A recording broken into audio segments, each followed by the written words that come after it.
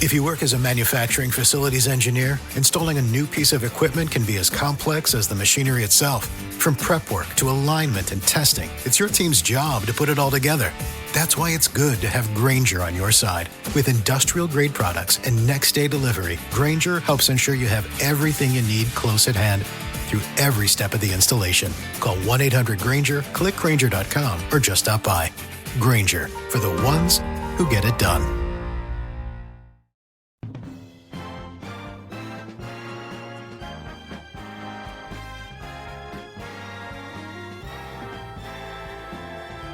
Now, the greatest radio shows of all time.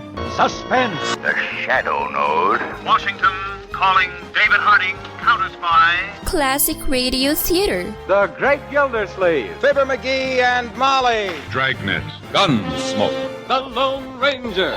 Now, step back into a time machine with your host, Wyatt Cox. Good evening, friends of the Inner Sanctum.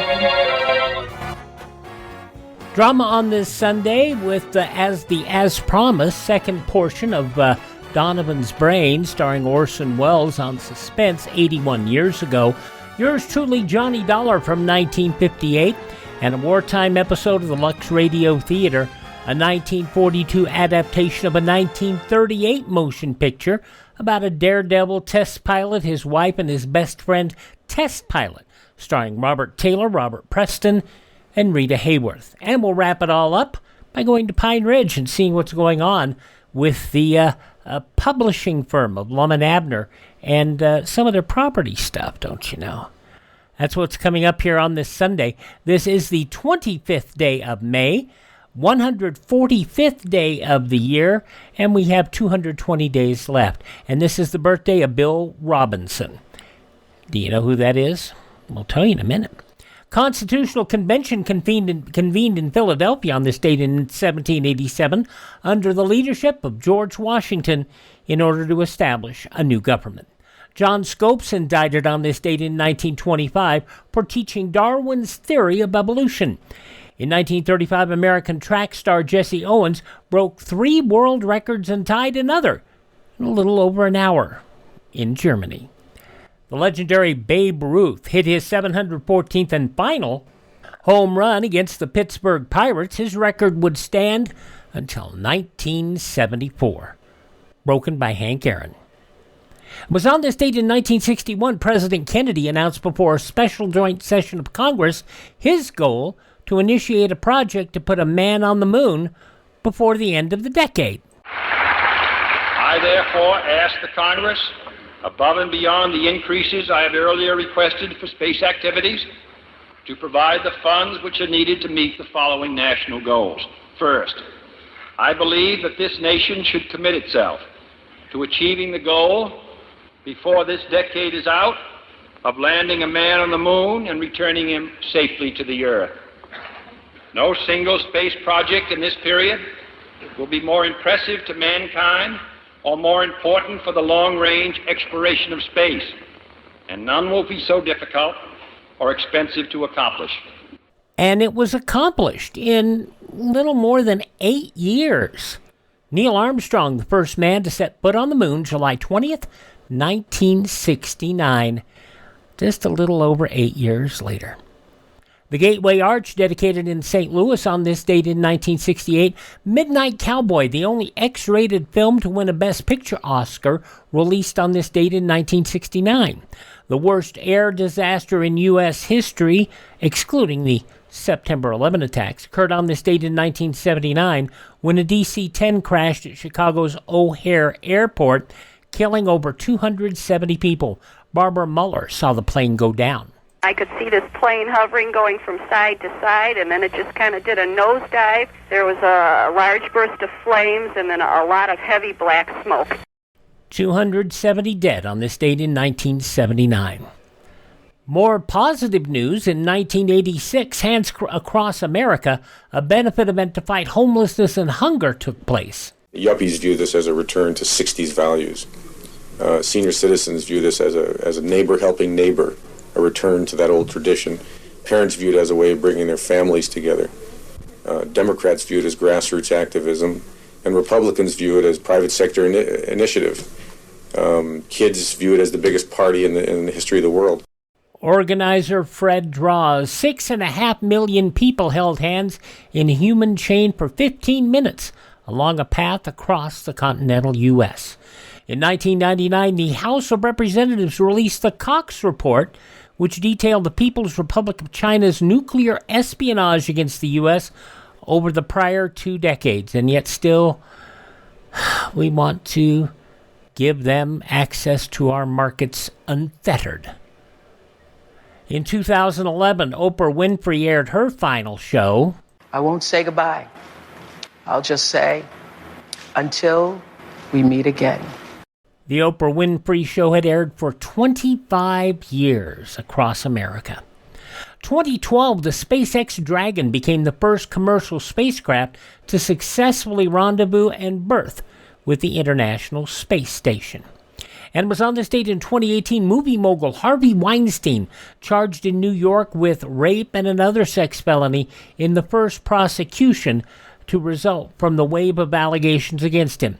His attorney, Ben Brafman, spoke with reporters. People get convicted only when there is credible evidence beyond a reasonable doubt, and in this case, I do not believe that the district attorney has that. Now, Weinstein would be convicted of 2 felony counts in 2020, but last year an appeals court overturned that conviction. Passing away on this date in history, the wonderful composer Gustav Holst. His work, The Planets, was remarkable. Also Mel on Alice, Vic Tayback passing away on this date. And a man who was something else, Charles Nelson Riley. He passed away on this date. And while we know him mostly for his work on The Match Game, he did so much more. He was an actor. He was a director. He did a lot of great work. And sadly, we just know him as Charles Nelson Riley sitting up on in The Match Game. Alrighty, let's look at some of the people born on this date in history who are no longer with us. They include Ralph Waldo Emerson. We mentioned Bill Robinson earlier. You know him as Bojangles Robinson, the king of tapology. He was born on this date in 1878, an incredibly gifted tap dancer. In addition to his live performances, he danced in 2 movies with Shirley Temple, The Little Colonel and Rebecca of Sunnybrook Farm. In fact, you know a song that was written about him, Mr. Bojangles, sung by the wonderful Sammy Davis Jr. Also born on this date in history, folks who are no longer with us, the heavyweight champion of boxing, Gene Tunney. Bennett Cerf, who his day job was a publisher, but most Americans knew him for his role on What's My Line for a number of years. Actor Claude Akins, also lyricist and songwriter Hal David, big band singer Kitty Callan, Little Things Mean a Lot, soprano Beverly Sills from the Metropolitan Opera. Oh, Tom T. Hall, who Della and the Dealer and a dog named Jake and a cat named Kalamazoo. And I Like Beer. Yeah, that too. Actress Dixie Carter, born on this date. And from Donnie Brasco and the Psycho remake, Ellen DeGeneres' ex, Anne Heche, all born on this date in history. Hi, this is Jeff Foxworthy. It is now time for the birthday announcements. The following people are now officially older than dirt. He was Cogsworth in Beauty and the Beast and Magneto in X-Men, and he was also in the Lord of the Rings series, Gandalf. Ian McKellen is today 86. You shall not pass! From Lord of the Rings, Ian McKellen is 86 today. She had one great crossover hit, I'm Not Lisa. Jesse Coulter, 82 today. Oh my gosh, this man was Grover, he was Miss Piggy, he was Fozzie Bear. Frank Oz, 81 years old today. Actor-comedian Michael Myers, 62. Dr. Evil. I didn't spend 6 years in evil medical school to be called Mr. Thank you very much. Don't mess with me, I'm one crazy mofo. I had to pop a cop because he wasn't giving me my props in Oaktown. No? I heard that somewhere. Austin Powers, he's the snake to my mongoose. or the mongoose to my snake. Either way, it's bad. I don't know animals. But I do know this. This time it's personal. Kill him. From the Austin Powers movies, Mike Myers, 62 today. She was the maid Minnie in the very funny motion picture The Help. Octavia Spencer, 55. Forgive me, Lord, but I'm going to have to kill that woman, I believe. Now she going to put pencil marks on my toilet paper.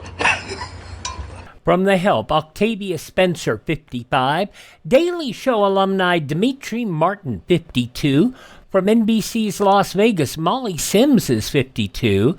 And we close out with some wrestlers. How about the former Alberto Del Rio, now Alberto El Patron in Mexico? He's back with the WWE indirectly, as he is the AAA wrestling champion. And WWE, or should I say WWE's parent company, just bought AAA wrestling in Mexico. 48 years old is Alberto Del Rio, Alberto El Patron.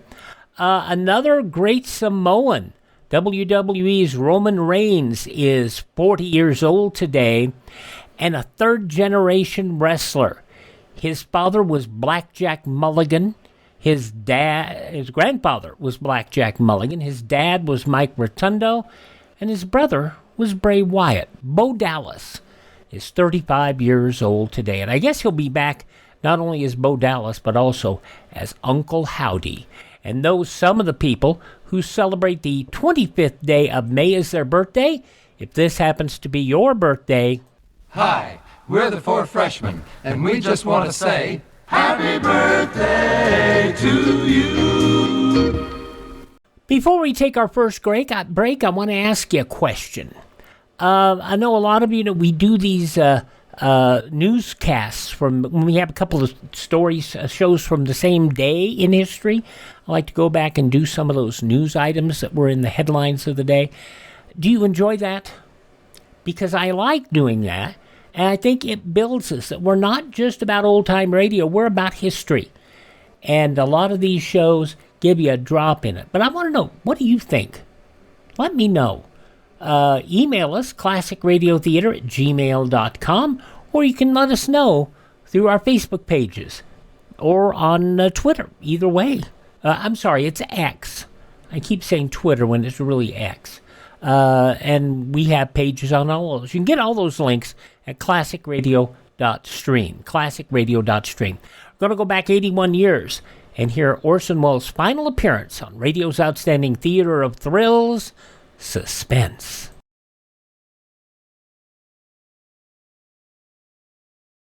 Government officials suggest that every family store a 2-week emergency food and water supply in case of attack. Choose canned or dried foods that can be eaten without cooking. By the way, I'm always amazed how many people listen to Classic Radio Theater on their phones. It's really amazing. I'm glad you... Honestly, I know a lot. We got a lot of listeners in California. We got a lot of listeners in Florida, all across the world, in fact. I'll talk about that in a few moments. But we're now going to have an episode of Donovan's Brain. Actually, an episode of Suspense. The second part of a 2-part episode of Suspense, Donovan's Brain, starring Orson Welles in his final Suspense appearance. And this goes back 81 years, May 25th, 1944.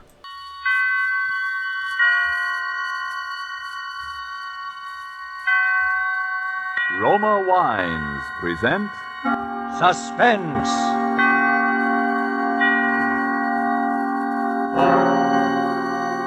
Roma Wines, made in California for enjoyment throughout the world. Salud. Your health, senor. Roma Wines toast the world. The wine for your table is Roma Wine, made in California for enjoyment throughout the world. This is the Man in Black, here to introduce this weekly half hour of Suspense. Tonight from Hollywood, we again bring you Mr. Orson Welles in the second of 2 consecutive performances starring Mr. Welles as the protagonist of Kurt Siodmak's novel, Donovan's Brain. The producer of Suspense and its sponsors, the Roma Wine Company of Fresno, California, felt this story so unusual that it merited more than our usual time. So in somewhat of a departure from established radio formulas, we are bringing you the story of Donovan's brain in 2 parts. Part 1 you heard last Thursday, and tonight you will hear Part 2, the completion of Donovan's brain. But before we raise the curtain on our suspense play, let's for a moment wish ourselves away to Havana, Cuba, seated at a table in the fashionable Hotel de Nacional de Cuba. Near us, a group of Cubans are entertaining an American visitor. Our American has just remarked that in point of great enjoyment, the Cuban rumba is one of America's most delightful imported dances. And then, raising his wine glass, the Cuban host responds, "Then we have perhaps discharged some part of our debt to you Americans for this wonderful tasting wine that gives us such great enjoyment. It is wine that Cuba imports from your faraway California. It is Roma wine." Americans didn't have to wait for wine connoisseurs of other lands to discover the greatness of California's wine districts, the superb quality of Roma California wine. So many millions made this discovery for themselves that Roma wines have long been America's largest selling wines. But these millions discovered something more. In Roma wines, they discovered an easy, inexpensive way to increase the delights of daily living. Yes, millions have discovered that Roma wines, as a beverage on the table, and when used in entertaining, add a charm of a special and wholesome kind. I told you Roma wines cost little. That's because here in America you pay no high import duty, no expensive shipping charges. And 2, Roma wines come from Roma's own wineries in the heart of choice California vineyard districts.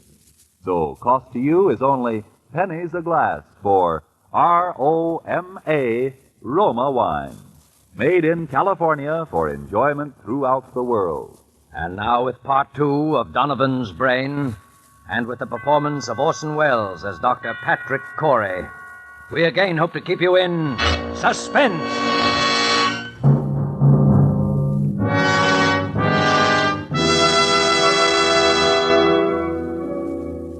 As I sit now outside my laboratory door writing, under the heading Experiment 87, this final entry in my casebook, I know that these are the last words I shall ever write upon this earth.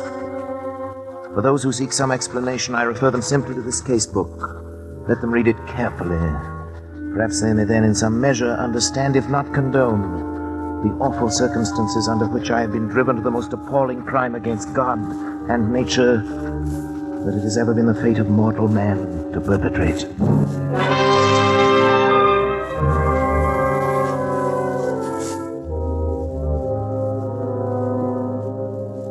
August 24th. It's now 6 weeks, exactly 42 days, since I began the experiment. For 6 weeks, by artificial means alone, I have kept alive a human brain, completely detached from the body, floating in a bath of serum, nourished by a synthetic blood plasma fed through its arteries by an electric pump. It has remained alive. Not only alive, but I have succeeded in communicating with it. For I've even induced new growth of brain cells and so tremendously increased its mental faculties that by sheer brain power alone, it has actually been able to communicate its thoughts to me. And each day my communion with that living, pulsing mass of gray matter that was the brain of William Donovan becomes stronger and stronger. Even now I sense it striving to reveal some plan to me, something so truly world-shaking in its implications that only such an organism, developed to a point thousands of years ahead of its time, could ever have conceived it. So far I sense this only, but soon I shall know. Indeed, I shall be partner in its execution. What a fool I was ever to have considered for a moment my wife's demand that I end the experiment. It's because I refused, of course, that Janice left me a week ago without so much as a word of explanation or farewell. Even my son David and my assistant Schrott are privy to this conspiracy to thwart me, for when I ask about Janice, they pretend to know nothing, or they seek to avoid my questions. But the brain will live. Yes, I can hear it now. Its delta waves quite audible over the amplifying system I've arranged for it.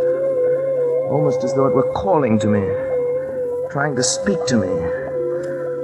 The brain will live.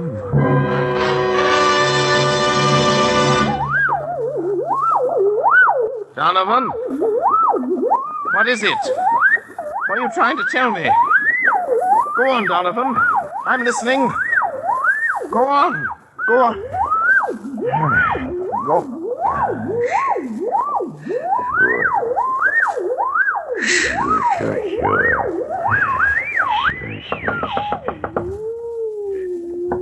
Who is it?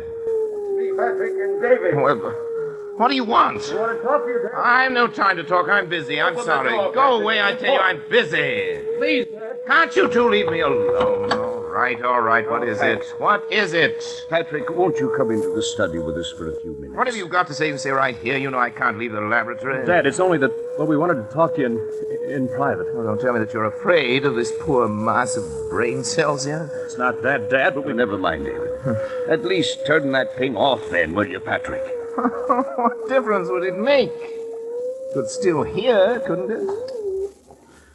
Well, what is it then? Well, it's about Mother. So, she put you up to this, did she? I thought the truth would come out sometime. Dad, listen. She's tried to stop this experiment from the beginning. She thought she could blackmail me into quitting by leaving me, and she still does. Now she's using you as a go-between. Patrick, listen a minute, won't you? Enough. We haven't heard a word from Janice. We don't even know where she is. That's what we've come to talk to you about. Oh, have you? Well, how could I know where she is? Well, because you were the last person seen with her, Dad. I was. Don't you remember, Patrick? You took her into town with you. You wouldn't tell any of us why. Yes, of course. The moment I've forgotten. But what of it? Well, don't you remember what happened then? Of course I remember. She left me, that's all. Where, Dad? Where did she leave you? What were you doing? I don't know. We were in some big public building, City Hall, courthouse, taxis or something. Next thing I knew, she'd simply disappeared. Is that all? Didn't she say anything? Didn't she at least tell you why she was going? No, I remember what she said. It's been a week or more. I've hardly slept. You know, I've been working night and day. Yes, that's just it, Patrick. What do you mean by that? Patrick, you say this. The brain communicates with you, tells you things about his past life, suggests thoughts. Yes, Well, if the brain can make you think of things, mightn't it also be able to make you forget things? You're out of your mind. Dad, are you sure? Are you sure you don't know what's happened to Mother? No, I tell you, no, I don't Patrick, know. What? Don't you see what you might have done? What? In heaven's name, stop now while there's still time. Get out of here. While there's still time to help Janice, if there is. While there's still time to help yourself. Shut off the current. Let the brain die. Kill it, Patrick. Kill it. Get out, both of you. Get out. Get out.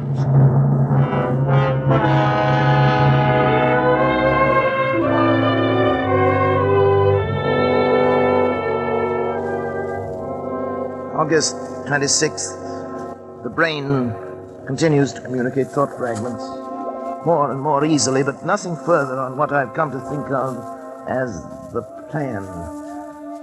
I'm now sleeping a great deal, but my dreams are becoming increasingly troublesome, although I'm at a loss to analyze them. Most frequent is a sort of vast cosmic valley presided over by the colossal figure of a young man whom I seem to recognize, yet I never see his face. It's as though the entire population of the Earth were moving past him in review at his command.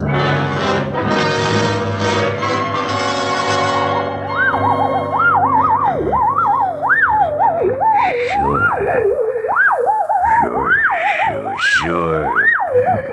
Now. Do it now. Now. Sure, now. Help me, someone! Trot! Dad, let go, Dad! David! Had to, Dad. Never mind now. Here, help me with Trot. He's fainted. No, David, don't let him. It's all right now. Here's a glass of water. What's the matter? You're trembling all over. You looking at me that way for? You look frightened half to death. Dad, you... What happened here anyway? I came and found you on the floor with your hands around your own throat. Dead men for me. Why's your luggage all packed? I was going to leave. Leave? In the middle of the night? Why? Because the fuse box has been opened. It was you, Trot. You were going to shut off the current. You were going to kill the brain. Patrick, you tried to strangle me. What? That's true, Dad. That's why I had to slap you. But that's absurd. I came in here and found Trot with his hands around his own throat. He was strangling himself. Dad, please think a minute. Nobody can strangle himself. Look at these marks on my throat. No. You think I could have done that? Well, it's not possible, and yet... It's true, Patrick, that I tried to shut off the current. I was afraid for you. But as I opened the fuse box, I heard the delta waves in the laboratory suddenly become stronger and louder than they'd ever been before. And then... Then I? Yes. Then the brain knew? You even spoke in Donovan's voice, Donovan's Patrick. voice, his That voice. recurring phrase of his, sure, sure, sure, in his very tones, his very accent. Sure. You've created a monster, Patrick. It has the power to make me commit murder. The brain must die. Pull the switch in the fuse box, Patrick. It will only be a matter of seconds, Yes. and then... Yes, But You've got to, Patrick. Shroud, David, help me. I can't move. Come to me. Pull the switch, hurry. Shroud, David, go on. You too? It's paralyzed, Dispatch. The brain won't let itself be killed. Then it has the power to live on. And on. To command us as long as we live. To make us do anything it wants. To kill. Murder. Dad, what are we gonna do? Listen. Yes. The brain. It's laughing. Laughing.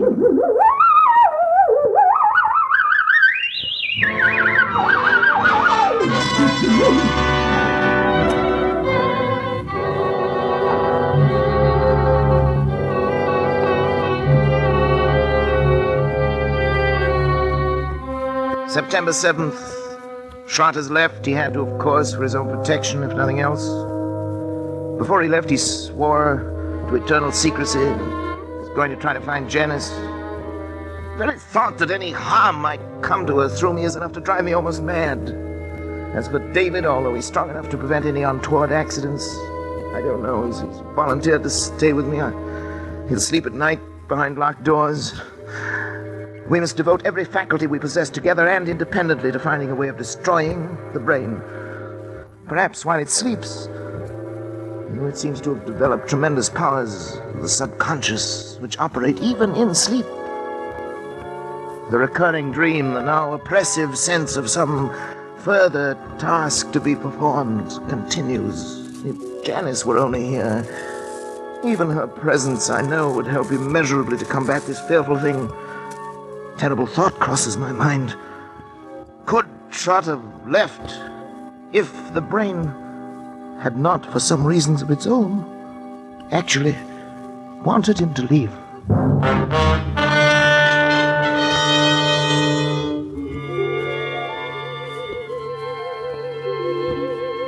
September 10th. My thoughts are less and less my own. The dream of the young giant bestriding the earth, the figure without a face, pursues me now, even in my waking hours. Increasingly, I seem to live in a world of evil fantasy, peopled and controlled by the mind of William Donovan.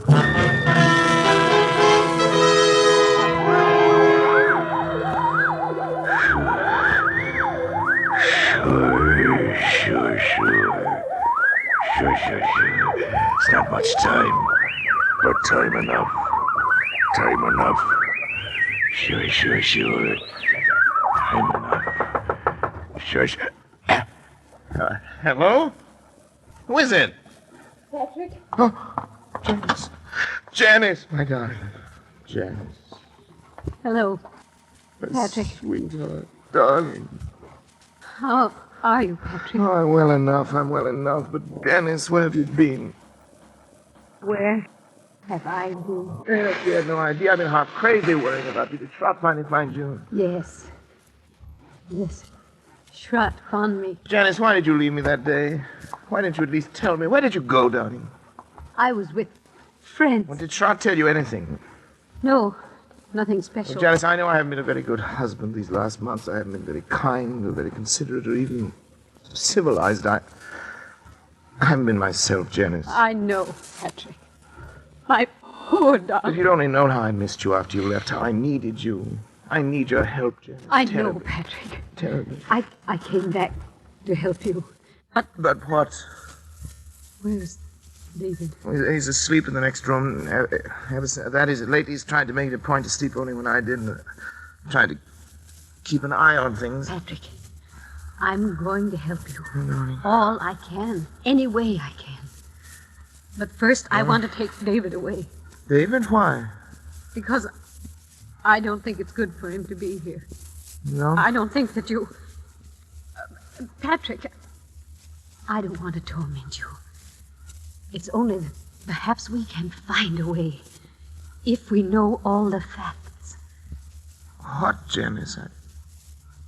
Don't you know, really, where I was? No, how could I? Don't you remember where you took me? Where I took you? I don't... You took me to a psychiatric clinic. You had me committed to a madhouse. That was Janice. No, not you. Donovan. Donovan. It was because I tried to make you stop the experiment. Yes. Kill the brain. As you left me there, you even spoke in Donovan's voice. Sure, you said. Sure. I thought they were the last words I would ever hear you speak. Oh, Janice, forgive me. Forgive me, darling. I couldn't persuade anyone. I was sane. Oh, sweet. After what you told him. Everything I said only made him think I was mad. I'm not mad. Am I, Patrick? I'm not mad. Am I?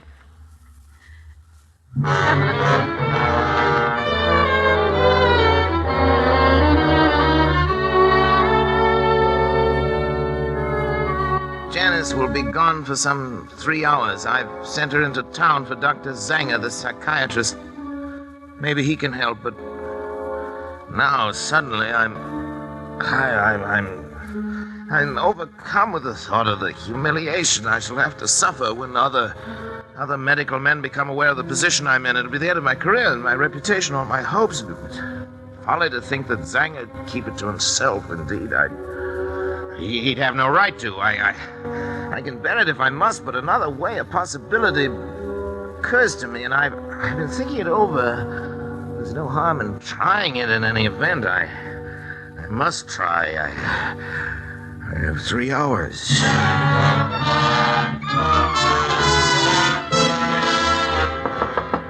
David! Yes, Dad? David, what's your blood type? Do you know your blood type? As a matter of fact, I don't think I do. Why? No matter. We can easily find out. David, I think at last I know a way. To kill the brain? It's simple. It's perfectly natural. Yet 9 chances out of 10 is something Donovan had never known about. I'll do it myself. Unfortunately, my blood type and his are... they're the same. Transfusion? Of course, I have to replenish the blood substance periodically. Anyway, it's about time to do it again. I've always used my own because it was the same type as his, but if yours is a different type, the right type, David. You mean the wrong type? Yes, you've given the wrong... The brain will die given the wrong type. Yeah. I'm sure of that. I know it. But suppose the brain knows it knows other things. I've thought of that. It's a chance we'll have to take if you're willing, David, my boy. Of course I am, Then Dad. we'll take the blood sample now. Come into the laboratory. I only have the right blood type. Sure. Rather the wrong type. If you haven't, we'll find someone who has, maybe shot. Now, lie down there on the table, David. We want a tourniquet on your arm here. I'll A put it small on. syringe will do it. Go ahead, I'm ready. David, don't watch me. It'll be easier if you don't. For me. That's a funny one, coming from you. Well, doctors are never quite as steady with members of their own family, you know. Ready? Sure. Ready. There we are. You all right? Yeah. You'll be through in just a second. You getting it all right? Yes, sure. Just a second now. Dad, I'm sleepy. You'll be over it in a minute. But what's the matter? Why am I so sleepy? You'll be all right. Sleepy. So sleepy. Sure. That's what an anesthetic is for. Make you sleep.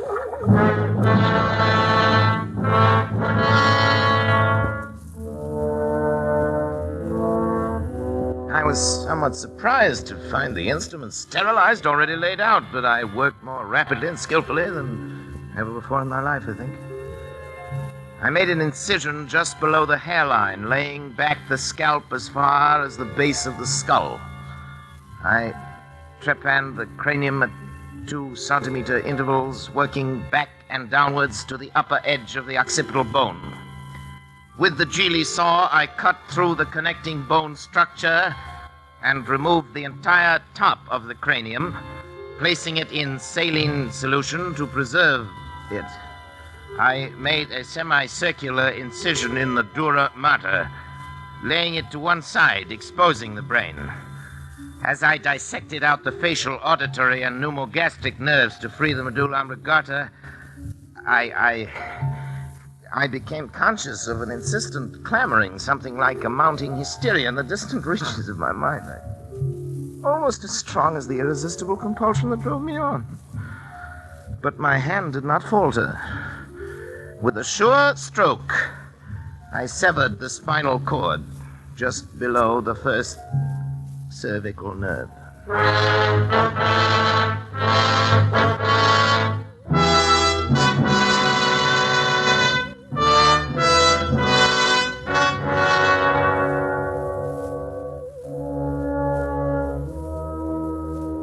As I make this last entry with that awful guilt upon my soul, even now I cannot fully comprehend how it has been possible for any man, by mortal or immortal means, to be driven to such a crime.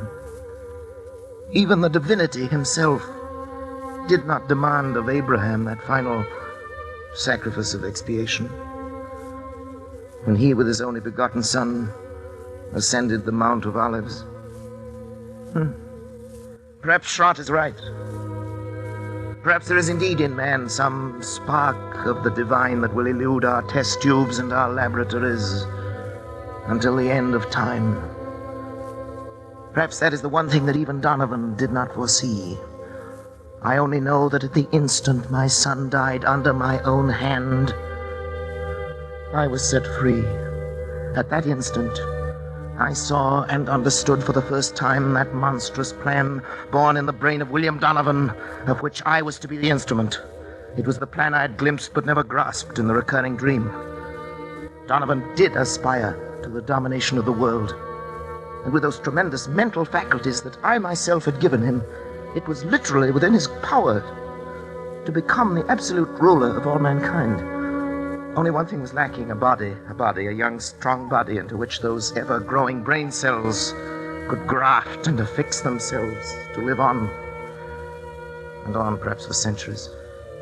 He chose the body of my son, and now, my son, at last too late.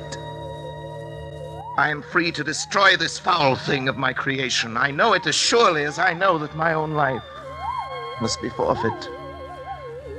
And the brain also knows.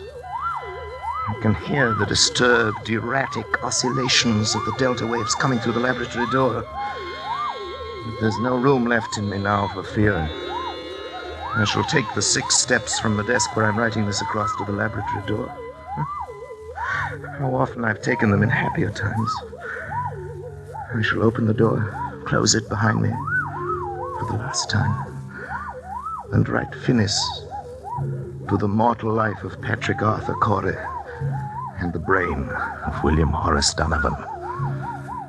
May others learn from the record I leave here the lessons I have learned so bitterly and profit by them. And for the things that I have done, may God have mercy on my soul.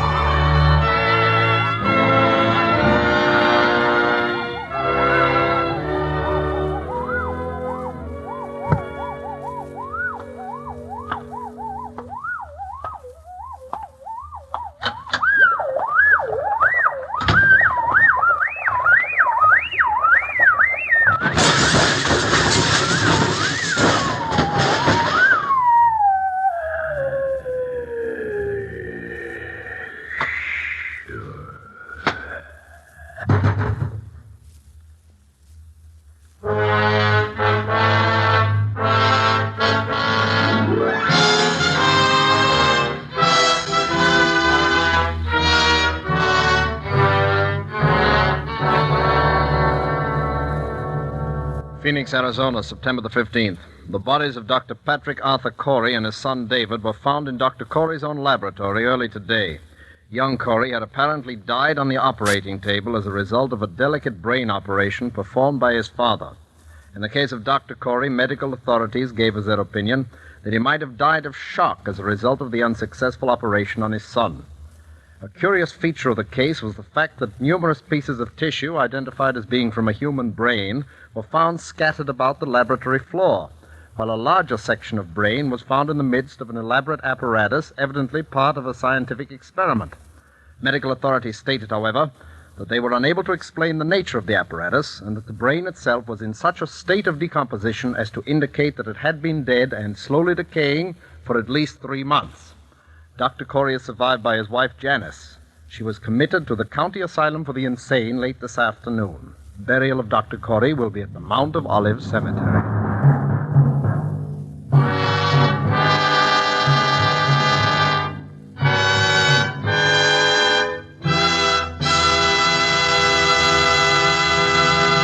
And so closes Donovan's Brain, Part 2, the completion of 2 half-hour presentations of Kurt Siodmak's story presenting Orson Welles as star of Suspense. Suspense is produced and directed by William Spear. Did you know that these Roma Wine suspense dramas are setting a record for the millions of delighted listeners they are attracting? We want you to feel that by tuning in the Suspense program every week, you can count on real radio enjoyment. Well, in even more dramatic style, the popularity of Roma wines is also record-breaking, because Roma wines are by far America's largest selling wines. Millions make sure of great wine enjoyment simply by asking for Roma wines. Here's something else these millions have discovered. You don't need fancy glassware or a special occasion to enjoy these zestful, taste-delighting Roma California wines. Roma wines possess lip-smacking flavor and zest because they come from Roma Wine's own wineries, right in the heart of the magnificent California wine grape districts. And you can enjoy them as a daily delight, because the cost is only pennies a glass. Ask for R-O-M-A, Roma Wines, made in California for enjoyment throughout the world. This is Orson Welles. Next week, Mr. William Spear tells me, and he'd like me to pass the information on to you, that Suspense will bring 2 exceptionally fine artists, Miss Ida Lupino and Mr. Vincent Price, in a play by one of radio's outstanding authors, Lucille Fletcher. I want to hear that, and I know you will, too. Money invested in war bonds now helps ensure a healthy, prosperous post-war America, the kind of America we will want for our children as well as ourselves. Don't forget, then, next Thursday you will hear Ida Lupino and Vincent Price in Suspense. Presented by Roma Wines, R-O-M-A, made in California for enjoyment throughout the world. This is CBS, the Columbia Broadcasting System.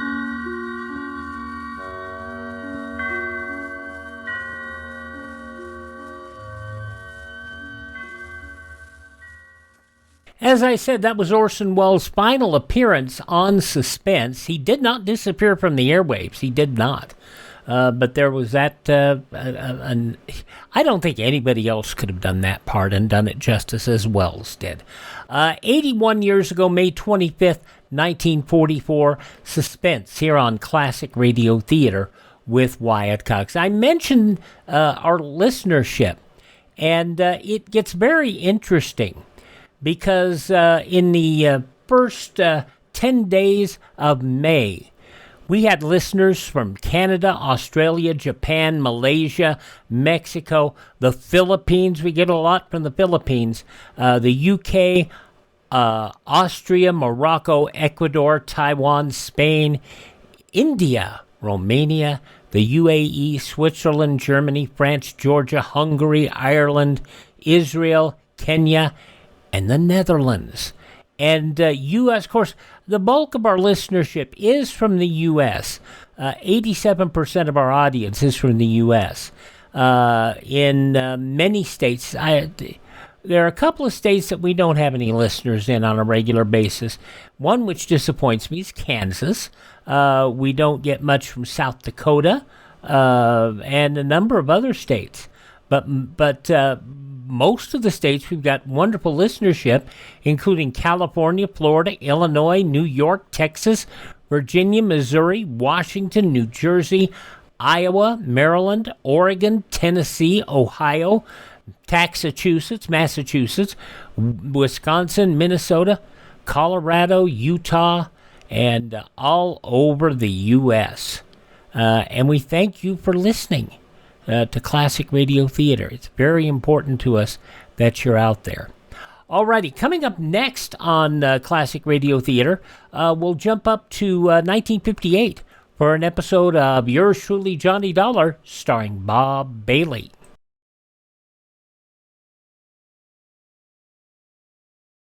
There are two air raid warning signals. A steady blast of 3 to 5 minutes means attack is probable. A wavering tone or series of short blasts means take cover. One of the great things about radio in the 50s is a number of the programs that we have were preserved thanks to the Armed Forces Radio Service. And Armed Forces Radio and Television Service, I should say. And that's what we're going to hear in this episode of Yours Truly, Johnny Dollar. This goes back 67 years to May 25th, 1958, 67 years ago, the Midnight Sun Matter. From Hollywood, it's time now for... Johnny Dollar. This is Bill Chadwick, Northwest Surety Company. Howdy, Bill. How are things in Seattle? Oh, not bad, Johnny, not bad. Tell me, have you ever fallen for the spell of the Yukon? What are you trying to do, sell me some mining stock? No, but there's a mine I'd like to have you take a look at. Up in the Yukon? Well, actually, it's across the border in Alaska. It's a gold mine, a big one, sitting on top of a rich vein. And why don't you fly on out here and let me tell you about it? Why not? Shall I bring my own pick and shovel? No, Johnny. Huh? Just be sure you bring your gun.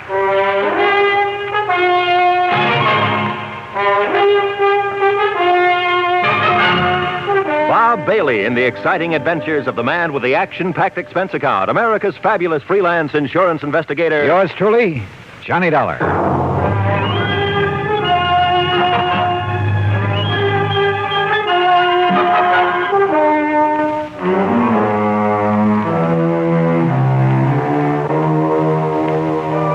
Expense account submitted by Special Investigator Johnny Dollar to the Northwest Surety Company, Seattle, Washington office. Following is an account of expenses incurred during my investigation of the Midnight Sun matter.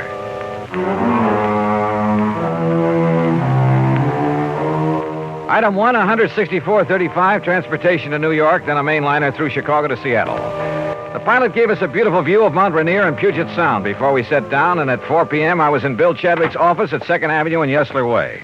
I'm glad to see you, Johnny. It's been a long time. Yeah, hiya, Bill. Yeah, sit down. Okay. Now, what was that crack over the phone about bringing along a gun? Well, the men who moil for gold are a pretty tough bunch, Johnny. And sometimes it even goes for the management of a big mining operation. Like what, for instance? Like Universal Consolidated Mining Corporation. Where's that? It's north and east of Fairbanks. Alaska. Yes, even north of Fort Yukon. That means above the Arctic Circle. And what's happened up there? The whole thing sits at the foot of a big glacier. Oh? No problem until recently. Now, through some freak of nature, that glacier is changing its course. No kidding. And from the look of things, maybe a couple of months, maybe a couple of years, or even 10 years. Anyhow, they seem to think that glacier is going to sweep down over the mines, the town, everything. I see. In which case, our company would have to pay for the whole loss. An all-coverage policy, huh? Yeah. And it's occurred to me, Johnny, suppose they've suddenly run out of that rich vein they found up there. You mean that somehow they deliberately caused that glacier to destroy the whole operation? It's a possibility, isn't it? Well, a pretty far-fetched one, if you ask me. Change the course of a glacier? A few sticks of dynamite carefully placed. Oh, come off it, Bill. Did you ever see a glacier? Well, why should one that's been following the same path for thousands of years suddenly decide to head for a few $1 million worth of well-insured property? Look, go up there and take a look, will you? Okay, how do I get there? One of the company's planes is taking off from here tomorrow morning. They have their own airplanes? Oh, sure, a lot of them. Big 2-engine Speedcraft transports. How else do you think they'd get men and supplies up there? Anyway, you can go along with him. Okay? Okay, why not? Who knows? Maybe I'll strike it rich, come back loaded with nuggets.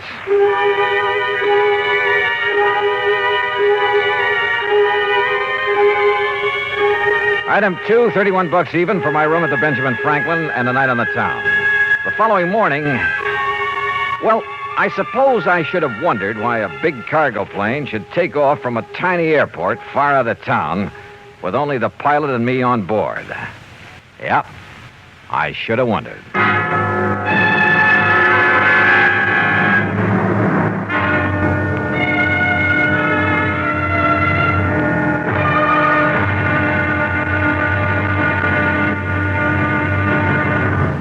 Act two of yours truly, Johnny Dollar, in a moment.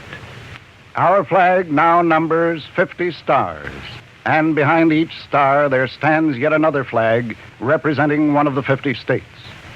Louisiana's state flag displays a pelican feeding its young. The pelican is represented, as she has been from time immemorial, standing in her nest in the act of tearing at her breast and feeding her young with the blood from this self-inflicted wound, a symbol of loyal devotion to her family. The state motto, Union, Justice, and Confidence, is inscrolled beneath this scene. Louisiana's state flag, the flag of the 18th state to enter the Union, was adopted on July 1st, 1912. And now, Act two of yours truly, Johnny Dollar, and the Midnight Sun Matter.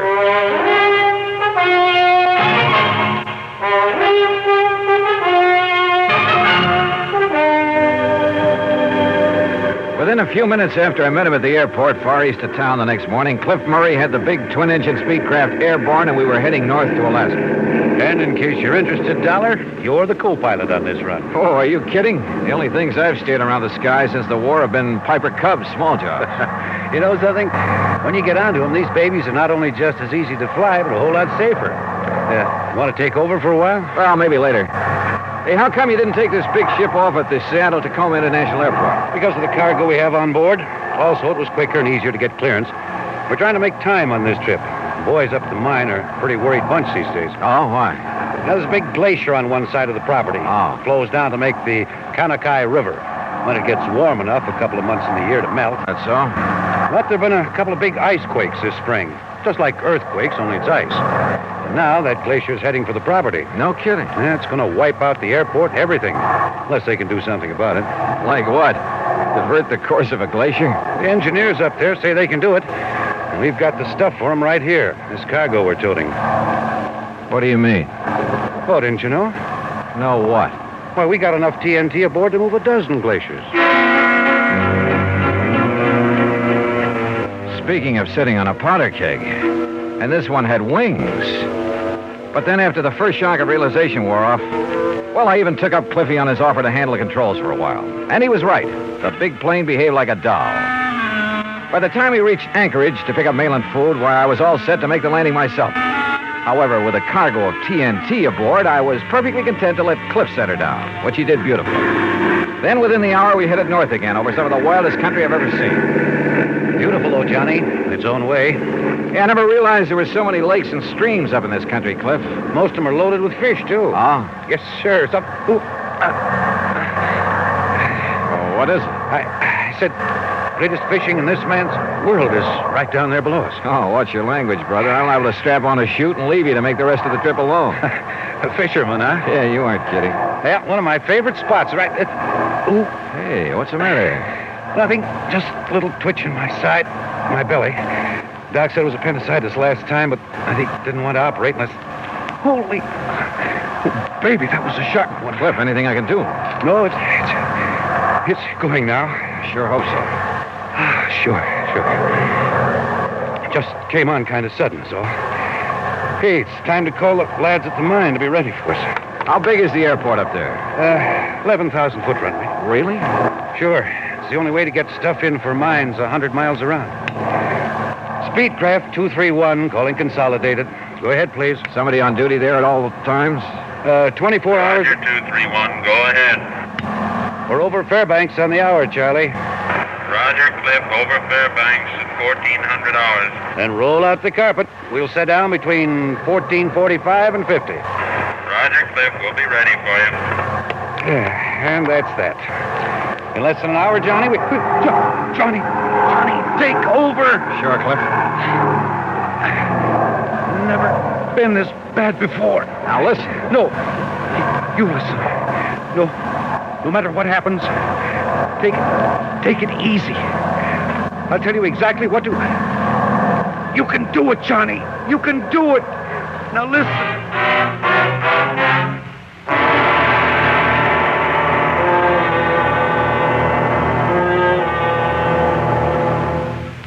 Act 3 of yours truly, Johnny Dollar, in a moment. We live in a world of symbols and signs, abbreviations and slogans. What do they mean to us? Well, of course, that depends. Take the flag of the United States, for example. There's a symbol that is respected throughout the world and cherished by citizens of the United States. But there's a reason for it. It stands for the power and the glory, the fairness and progress of the United States, based on long years of historic tradition. The Medal of Honor is another symbol, a symbol of the highest sort, based on historic truths and traditions, and won by gallant action above and beyond the call of duty. How did it all get started? Just listen to this. Before the Civil War, there were no permanent awards given to the men of the armed forces of the United States for doing their jobs. No, not even when the job was beyond the call of duty. Fighting men did what they could because it had to be done. In 1862, less than 24 Union Army enlisted men, who became known as the Mitchell Raiders, volunteered to make a secret penetration deep into enemy territory, steal an express train right out of the Confederate camp, and run it up north, tearing up tracks, burning bridges, and cutting wires on the way in order to disrupt enemy communications. Only moments before reaching their own lines again, with the mission accomplished, the train ran out of fuel. The men tried to escape, but were captured and thrown into prison. Most of them were executed as spies. The others, expecting the same fate, made a brave and dangerous attempt to escape. 6 of them were recaptured and later exchanged for Confederate prisoners. When they reported to Washington, D.C., they were awarded the first medals of honor ever given to American soldiers. In their gallant and intrepid actions to do everything possible to fight to win, and when captured, to escape and fight again, they maintained an established code of conduct for American fighting men everywhere. What the Mitchell Raiders did is symbolic of what keeps America a great nation. Now is a good time to examine your own code of conduct. And now, Act 3 of yours truly, Johnny Dollar, and the Midnight Sun Matter.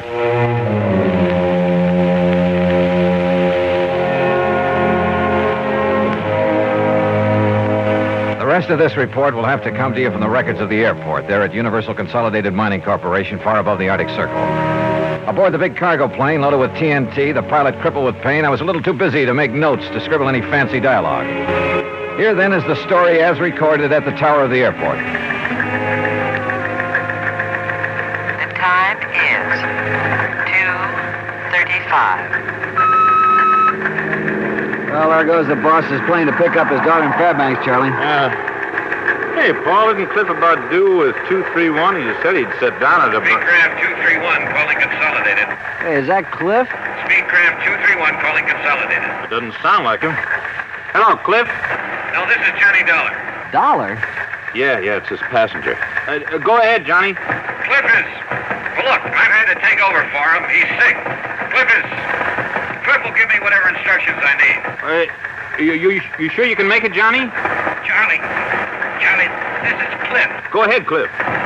Johnny can make it. Well, what about that cargo, that TNT? Can you dump it? I can't move to dump it, and Johnny can't leave the control room.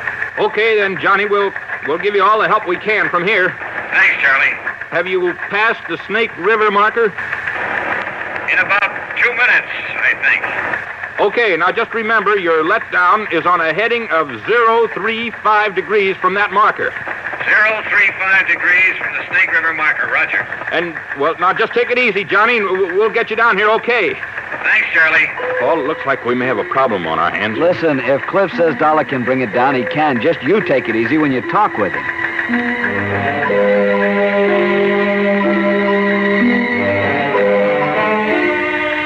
Charlie, have you got an engineer down there? Yeah, sure, Johnny. Stand by. Take it, Paul. Johnny, this is Paul Foster. Go ahead. Paul, we're having some trouble getting our landing gear down, so I'm going to make some steep banks and try to get it down by centrifugal force. Yeah, good. You might get the ground crew to stand by, though, because if we can't get the gear down that way, I guess we'll have to make a belly landing gear up. Okay, Johnny, I got that. How much fuel have you got on board?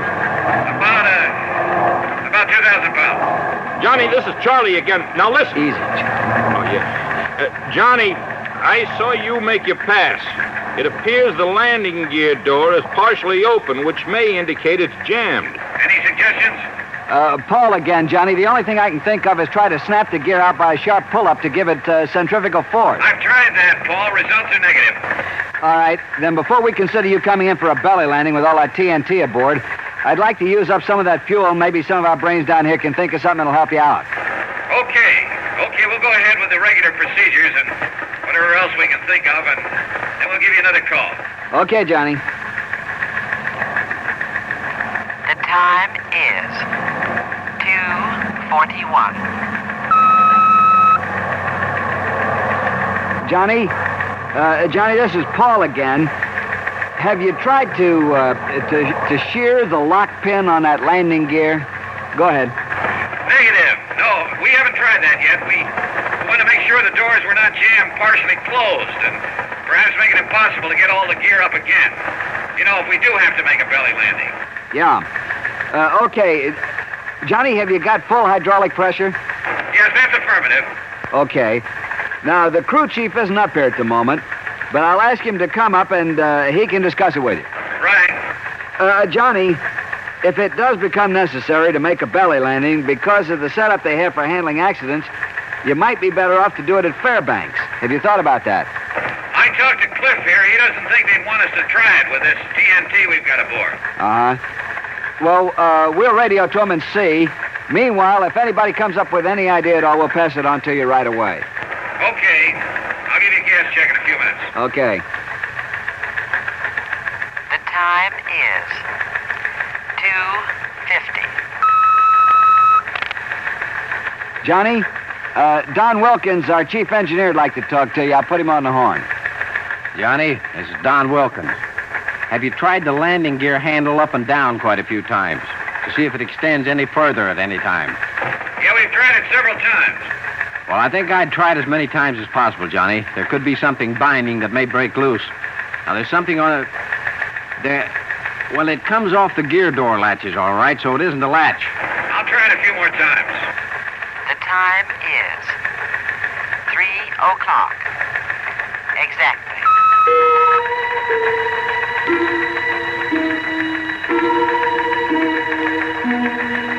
Johnny, this is Paul. How's your fuel situation stacking up now? Well, we have about 950, about 960 pounds. Well, for your information, Fairbanks have advised that they can't take your airplane there because they're jammed up and couldn't clear the field in time. Well, yes, okay. It doesn't look like we'd have enough gas to go over there anyway. Johnny, this is Don Wilkins again. Go ahead, Don.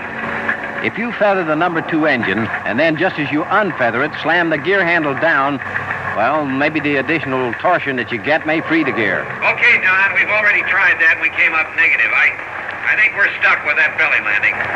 Johnny, this is Paul. We'll get everything ready for you. Are you VFR in this vicinity? You know, under visual flight rules? Yes, affirmative. Johnny, there's one more thing we'd like to have you try, and that is completely unload your hydraulic system, and then try free-falling your landing gear. Did you get that? I did that twice, Don. No luck with it. But we'll try it again. All right, Johnny, fine. The time is 3:28. Johnny, we're going ahead with preparations for a belly landing down here. I see you've buzzed the field a couple of times, so you know how much room you've got. You think it looks like much from up here? Now listen, we're going to foam the runway for you. You hear me? Put foam on it. We're doing it now, and that'll kill some of the friction. And if we can get enough on, it'll help against fire if you have any trouble. How's the wind down there? It's south, about 3 miles an hour, just a light breeze. Well, I want to know in case this thing slides off to one side or the other. I don't want to run down any of the other airplanes I can see down there. Not if we can help it. Okay, Johnny, take a run directly over the runway and get the feel of it. Will do. The time is 3:31. Johnny, we don't want to seem in the position here of telling you all your business, but I guess we've got to try everything anyone could think of. Yeah, go ahead. On this gear handle business, up and down, throw it in the up position. But just leave it there for a second, and then slam it down and leave it down for, say, 30 seconds after you put it down. You get that? Okay, we'll do that. We hate to be giving you all this intelligence all the time, but if anybody gets an idea, we pass it on to you for what it's worth. But you've got to be the judge. We're glad you fellas are with us. The time is 3:46. Johnny, how's your fuel now? I wouldn't bank on it much longer. All right. They're laying foam on the runway like crazy, but that foam's only going to last about 25 minutes. Now, assuming they started laying the foam at 30, you should land not later than 55. Yes, well, okay. You give us a word when it's completed. We're going to make one low pass and take a good look at everything. Then we'll come in and land. Okay? Roger. I got your remarks. The time is 3:51.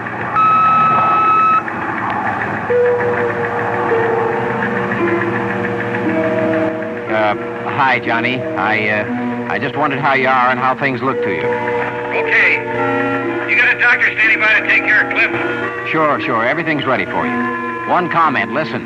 Do not, repeat, do not feather the engines when you sit down. Got it. We'll comply. Okay, Johnny. Okay, we're all set, Don. We're going to make a practice pass over the field prior to the final landing. Okay, Johnny. I won't be talking to you anymore. Paul will take over on your approach and get you down. We're all set for you when you arrive. Good luck. Yeah. Okay. The time is 3:54.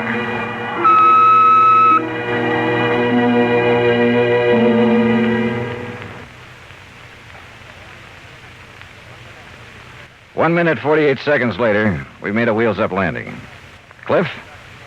The company doctor tells me his appendectomy was a complete success. A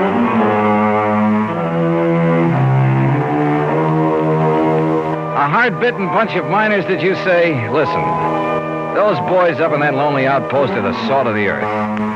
And as for trying to pull something on your insurance company, well, you should have seen how just one good load of TNT put that glacier back on its course.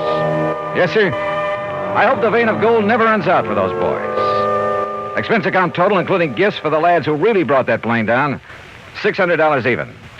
Yours truly, Johnny Dollar.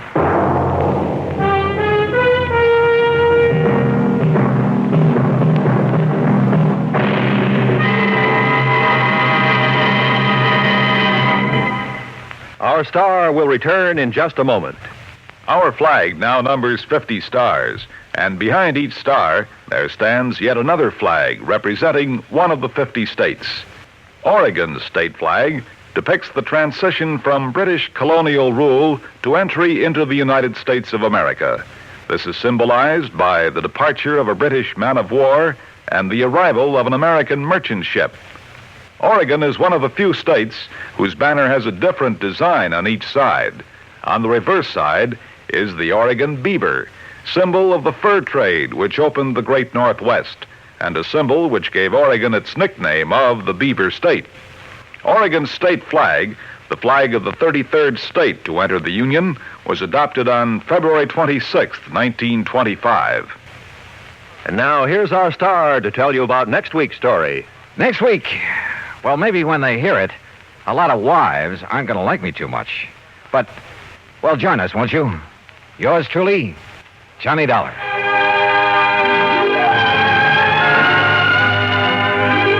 Yours truly, Johnny Dollar, starring Bob Bailey, originates in Hollywood and is produced and directed by Jack Johnstone, who also wrote today's story.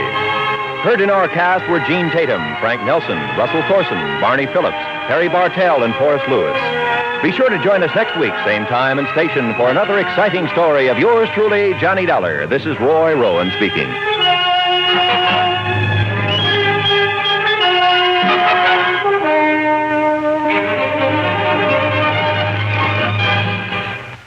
Yes, Frank Nelson at the very beginning of that episode of Yours Truly, Johnny Dollar, as the insurance agent.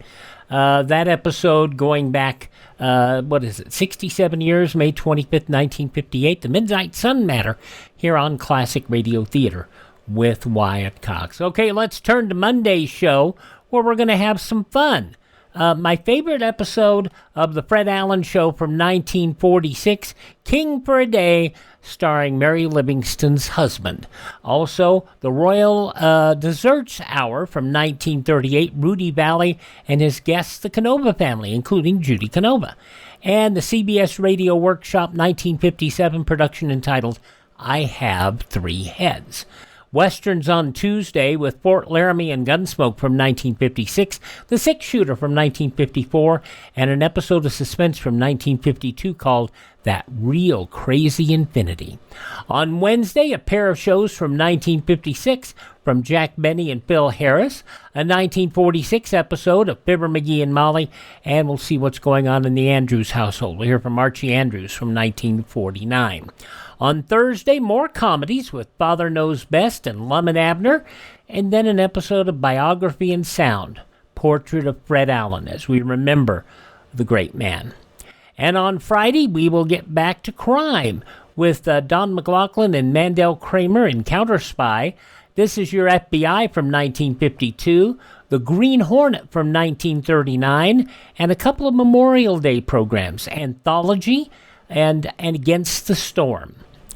And then on Saturday, we will have radio's outstanding theater of thrills, Suspense, Ronald Colman in 1945 and August Heat, Let George Do It from 1948, The Cavalcade of America, Mr. Lincoln's Wife from 1943, and another episode of Dragnet, The Big Bindle. And then on Sunday, The FBI in Peace and War from 1955, Suspense from 1958, Vincent Price stars in Rave Notice, The Hall of Fantasy from 1953, Edgar Allan Poe's The Telltale Heart, and a 1958 episode of Frontier Gentlemen starring John Dehner in School Days. That'll all be coming up the week ahead here on Classic Radio Theater. But right now, we're going to go to the movies in an episode of the Lux Radio Theater and The Test Pilot.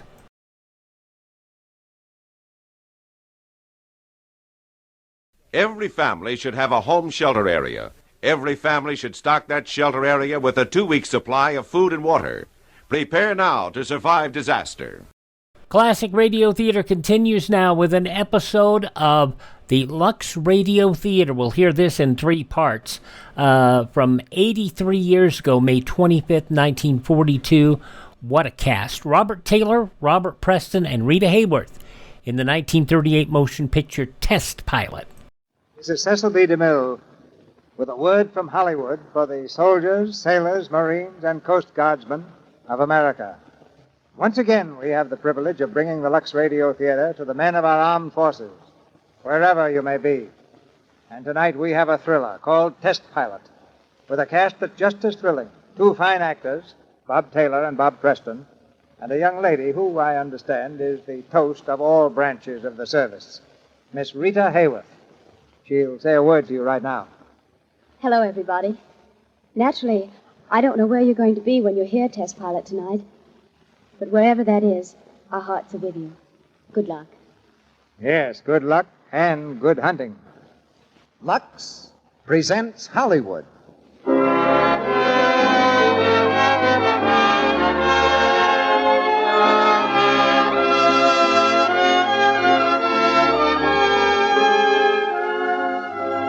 The Lux Radio Theater brings you Robert Taylor, Rita Hayworth, and Robert Preston in Test Pilot. Ladies and gentlemen, your producer, Mr. Cecil B. DeMille.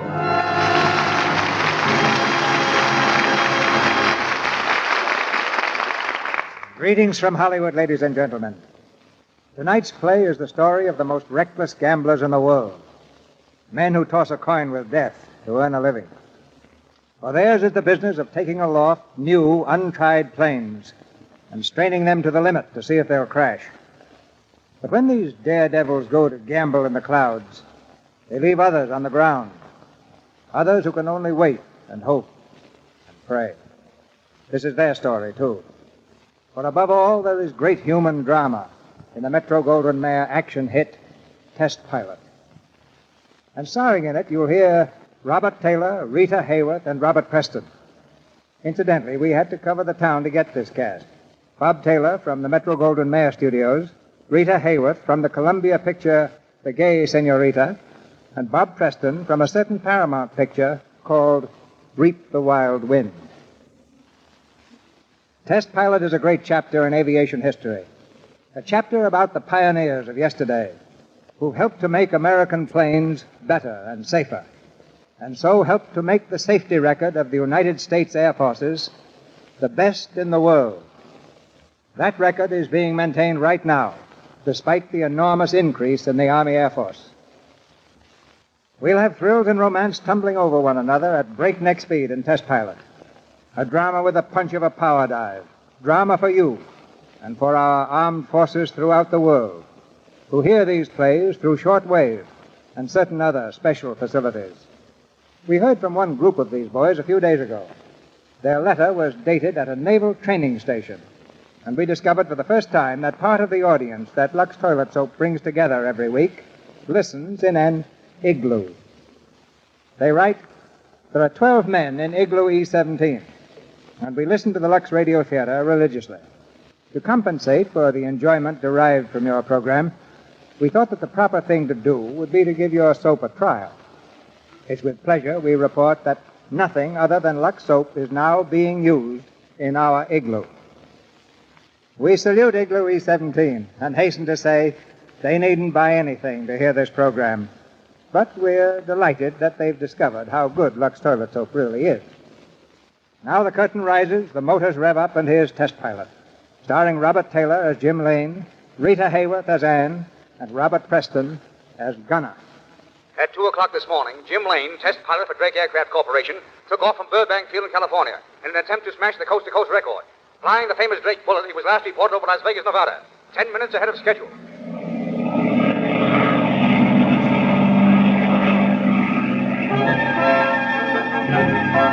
Las Vegas, Nevada, 10 minutes ahead of schedule. Escalante, Utah, 15 minutes ahead of schedule. Swinging due east, the tiny plane roars high over the mountains of Colorado, streaking like a meteor through the night sky. Then, as the first rays of the sun flash on the propeller, it swoops low over the wheat fields of Kansas, 30 minutes ahead of schedule. Suddenly, the motor sputters and coughs. The spray of oil whips back along the fuselage. With an angry whine, the gallant plane dives toward the ground.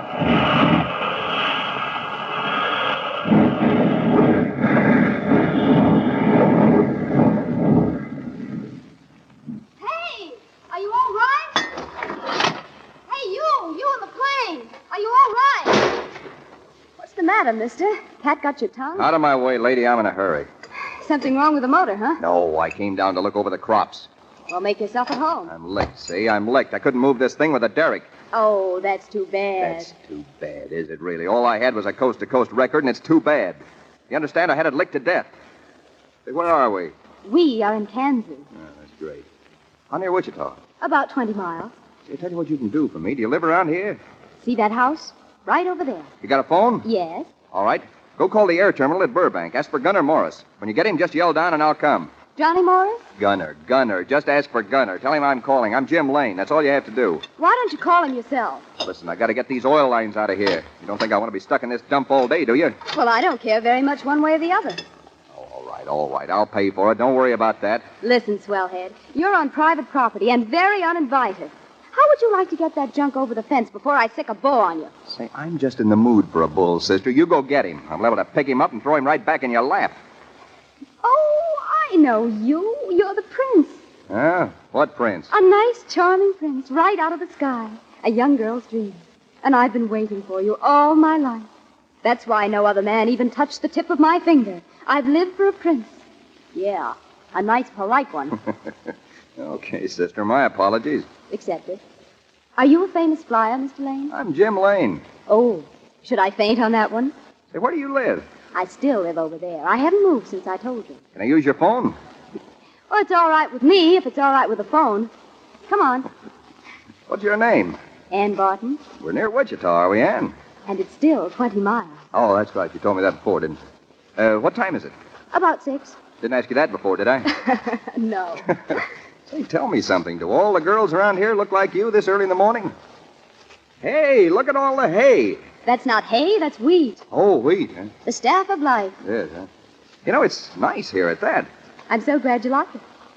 What about some breakfast? Yeah, what about it? I'm starved.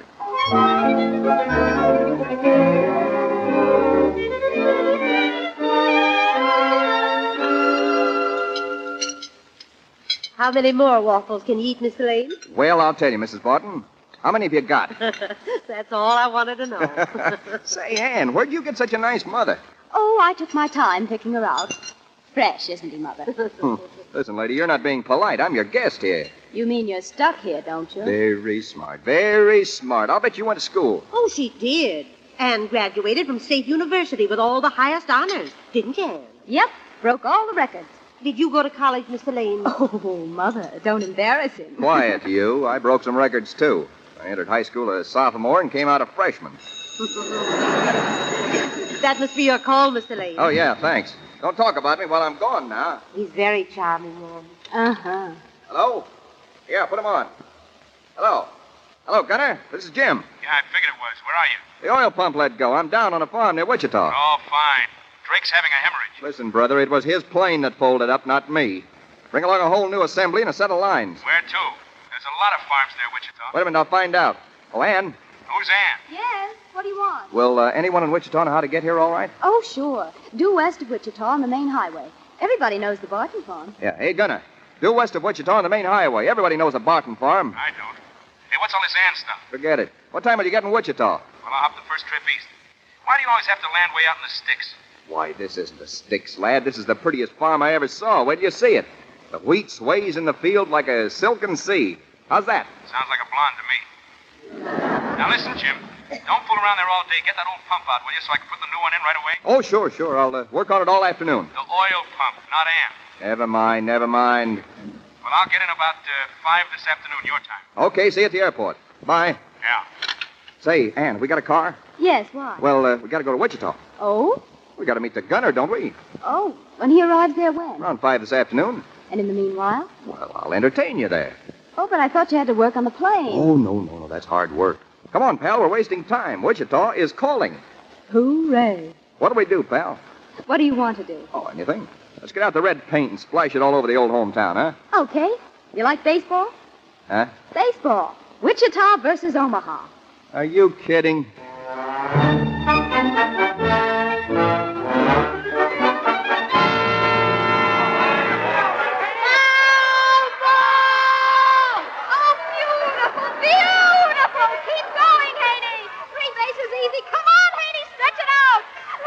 He can't believe it. 2 on base and he triples. How do you like that, Mr. Lane? Thrilling. I'm goose pimples all over. Wichita's going to win this league. Wait till you see. Oh, I sure hope so. Say, have you ever been up in a plane? No, why? I'll take you up out at the airport. We'll hire a ship. Okay, sure. Come on, Gilly. Sock that old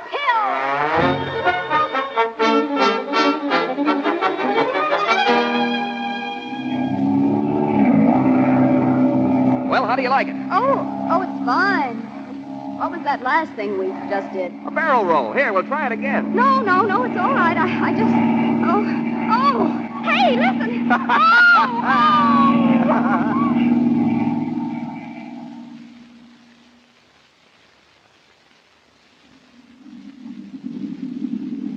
Ship 3 from Los Angeles, arriving at gate 2. Ship 3 from Los Angeles, arriving at gate 2. Here he comes. Hey, Gunner, over here. Hello, sweetheart. Welcome to Wichita. Listen, I'm in no mood for gags. Shake hands with Ann, Gunner. Gunner Morris, Ann, the best grease monkey in the business. Hello. No, only one this time, huh? One what? One girl. He usually has 2. Oh, that's nice talk. Now, one of them's usually named Mabel. Where's Mabel?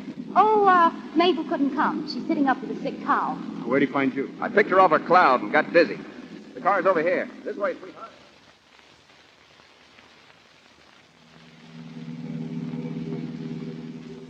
Hey. What?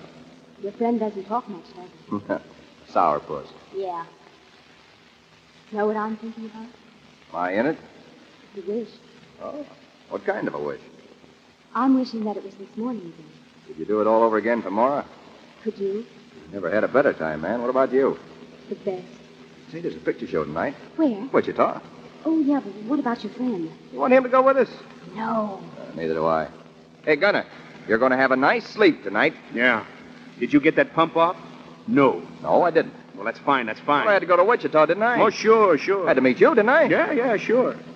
Is there any chance of getting out of here tonight? Nope, not a chance. Wait till you see where Ann lives. Cute little house sailing along all by itself in a sea of wheat. And wait till you smell them honeysuckles. Now, don't give me that banjo. Now, what time can we get out tomorrow? Well, I'm ready whenever you are. Well, that's all I wanted to know. We're leaving early. Hey, there's the house, Gunner. How do you like it? Uh-huh.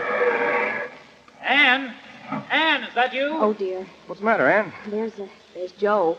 I forgot about him. Who's Joe? My sweetheart. Oh? Oh, well, this is news. She's got a sweetheart. Yeah. And he's sweet, too. Hello, Ann. Hello. Hello, Mr. Lane. Well, you look just the way you ought to. Hi, Joe. Joe, this is Gunner Morris. Hello. Hello, Joe. Glad to see you. Gee, had me worried, Ann. I thought you'd forgotten about tonight. Oh, is it tonight? Yeah, did you forget? We're having a dance, Mr. Lane. Wouldn't you both like to come? No. I'm afraid we can't get away. I'll get you some nice girls. Oh, I don't think they'd like it. Well, you better get dressed, Ann. Yeah, I won't be long. Thanks for a lovely afternoon, Mr. Lane. Now, make it fast, Ann. We're picking up Willie and Jean. Yes, sir. Ain't no place like the country. Hear them sounds and smell them smells. Mm-hmm. Honeysuckle. Honeysuckle and raspberry. Ah, shut your big mouth.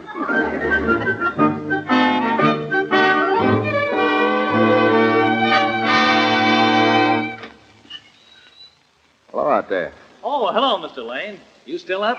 Yeah. What have you been doing? Oh, sitting around, thinking. Nice out here, isn't it? Yes, it is nice here. And she's decided to stay at last. Haven't you, Ann? Yeah, where was she going? I was going to the moon. I've been trying to win Ann for a long time, Mr. Lane. She very frankly told me she wanted someone better. My understanding of that's probably why I won her tonight. We're going to be married. Oh. Well, that's it.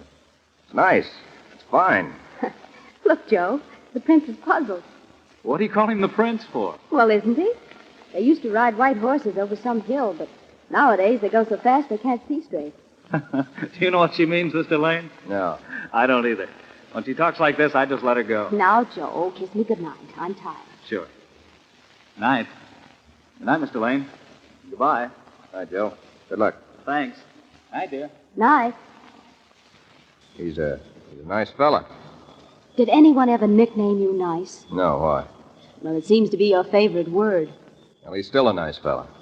Then you think I made a nice choice. Well, go ahead. Go ahead, what? Go ahead and ask me. All right. What are you going to marry that guy for? Because he's a nice fellow. You don't love him? How do you know? Just the way you're behaving now, like a little flirt. I don't like you for saying that. That's tough.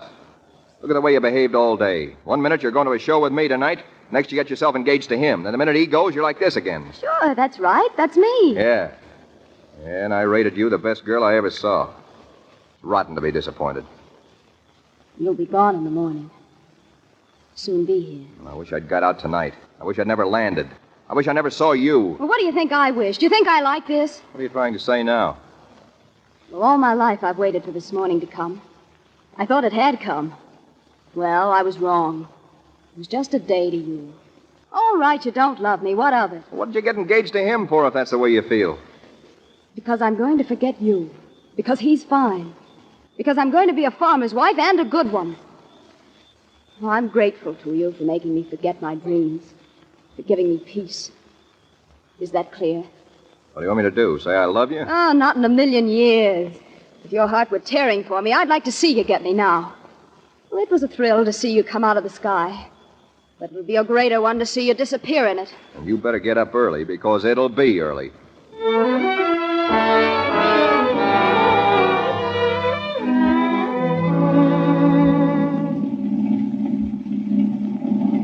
All right, she's all set. Get going. Okay. Well, so long. So long. Give my regards to Joe. What'll I tell him? Oh, you don't need anybody to talk for you. Oh, and give my love to the Wichita team. I will. They'll win that league yet. Sure they will. Bye. Bye.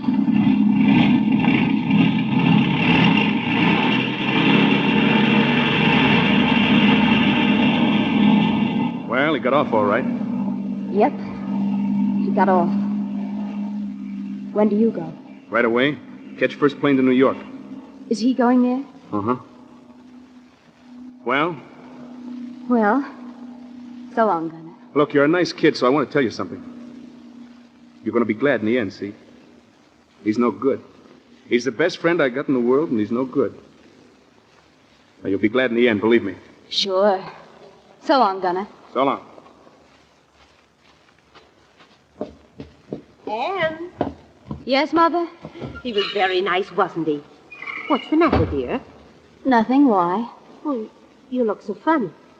Oh, I'll be glad in the end. What do you mean, dear? I don't know. Well, I'm sure I don't either. Listen, is that another plane? Well, it sounds like it. Well, for heaven's sake, he's coming back. He is? I think he's going to land again. Yes, there. He's coming down. He's coming back. He's coming back. Anne, where are you going? Anne.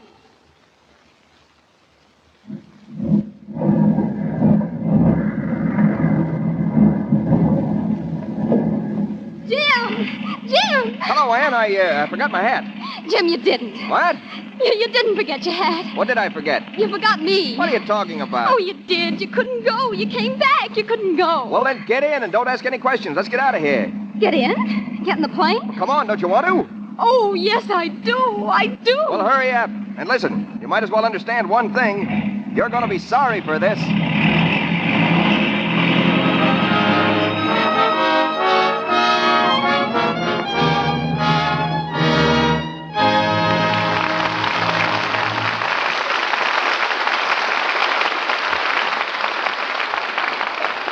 In just a moment, Mr. DeMille and our stars, Robert Taylor, Rita Hayworth, and Robert Preston, will bring us Act Two of Test Pilot. Now, I want to tell you a short story in words and music. A real success story.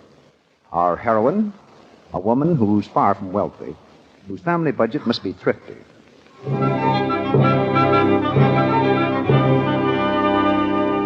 And what with taking care of her home and her lively young children all day, she's as busy as this. She rarely gets a chance to visit a beauty parlor. Yet everybody, and that includes her family, thinks she's beautiful. Her features aren't regular, but her complexion... her complexion.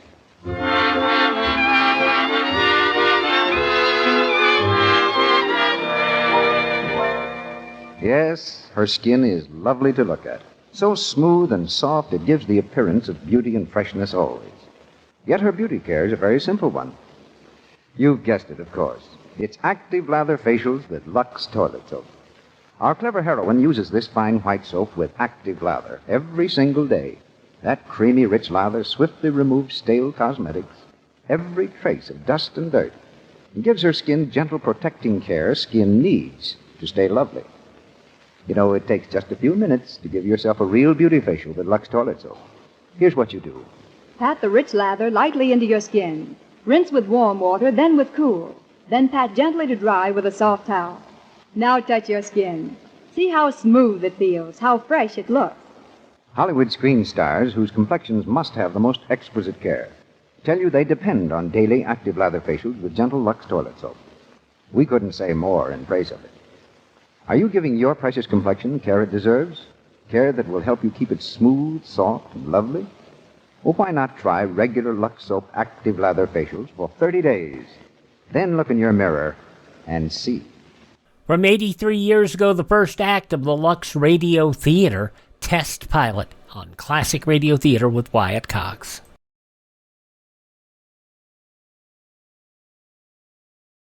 Should public utilities fail in time of disaster, refrigerated foods must be either cooked or eaten before they spoil. If this can't be done, throw it away. Now the second part of the Lux Radio Theater from 83 years ago today, May 25th, 1942. Now, our producer, Mr. DeMille. Act Two of Test Pilot, starring Robert Taylor as Jim Lane, Rita Hayworth as Anne, and Robert Preston as Gunner. The knight in shining armor has whisked down on his fiery charger and carried off the princess. The knight is a test pilot. The princess is a Kansas farm girl. And the fiery charger, a low-wing monoplane which has just landed in New York. Hey, Gunner, here we are. What do you mean, we? Gunner, I want you to meet my wife. What? Oh, I've heard so much about you, Gunner. It's almost as if I'd seen you before. Now, wait a minute. I can't take any more today. Just tell me about it as it happened, will you? Well, I went back for her. We were married in Indianapolis, and now we're with you again. Married, huh? Yeah. Where's Drake? He's in his office. He's waiting to congratulate you. Well, hang on to her for me, will you? I gotta get some dough. Meet me in the coffee shop. 10 minutes. You must be surprised, Gunner. No. I'm not surprised. I wouldn't be surprised if you got married in Indianapolis and divorced in Toledo. I'm surprised you didn't.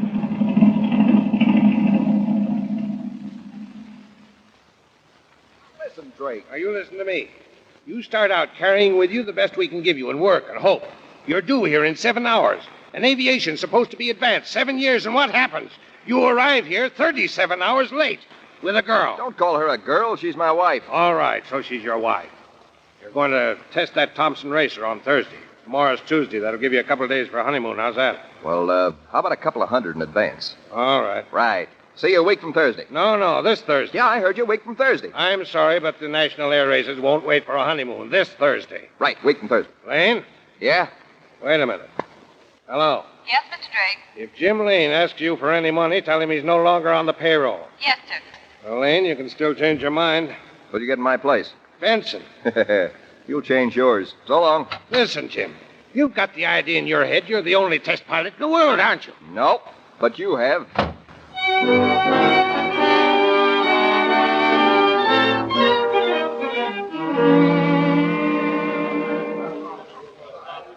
Hiya, Bride. What are you drinking? Chocolate soda? Want a straw? No, never touch him. Hiya, Gunner. Well, I got it. How much? The gate. Oh, Jim, you were fired. On my ear. Yeah, Drake's pulled a lot of beauties, but this one he really dressed up for the ball. Jim Lane, I want to speak to you. Hiya, Grant. I'm busy. Jim, I just heard you were fired. Yeah, that's right. Jim, fly for me. Fly my plane. I got the fastest ship in the world. Oh, go away, Screwy. Oh, listen, Jim, I've given 3 good years designing that ship. If I win the Thompson, I'll have a factory in a year. Hey, Grant, cut it out, will you? You know I'm broke, Jim. I can't give you any dough, but if you win, the whole 10 grand is yours. Beat it. Oh, Gunner, take a look at the plane, will you? I saw her. You said she was fast. You okayed all that dope. Remember, Gunner? Yeah. And I told you you ought to run her on dope, too, remember? She's fast and she's crazy. Oh, he's kidding you, Grant. It's a good boat. Oh, does that mean that you will or might or what? Oh, no. It's too fast. You know, I like 'em slow and steady. Oh, yeah, okay. Okay, glad to have met you. How do you like that, honey? Man wants to give me $10,000. Yeah, for breaking your neck. Well, I don't need it. I got $10 and a wife. What more do I want? $10? Is that all you've got? Yep. Oh, lovely. Gunner, he buys a ring for $600 and he marries the girl. He has $10 in the world. He loses his job and he comes out laughing. Yeah, it's all very funny. Hey, there's Al. I'll go put the bite on him for a couple of hundred. Well, I'll be getting along. Oh, one thing. Hey, Al. That guy ain't very easy to handle. I guess that. Yeah. And look, don't let him fly Grant's ship, see? It's dangerous. He didn't seem very interested. Well, he will be when he wants the dough. Well, it's in your lap now. Good luck. Okay. Thanks, Gunner.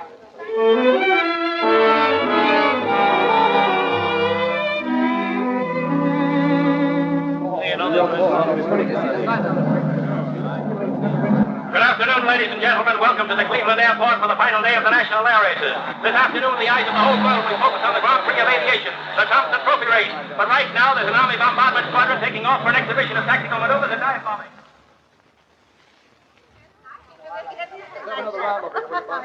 Hey, listen, Jim. Everything's going to be great.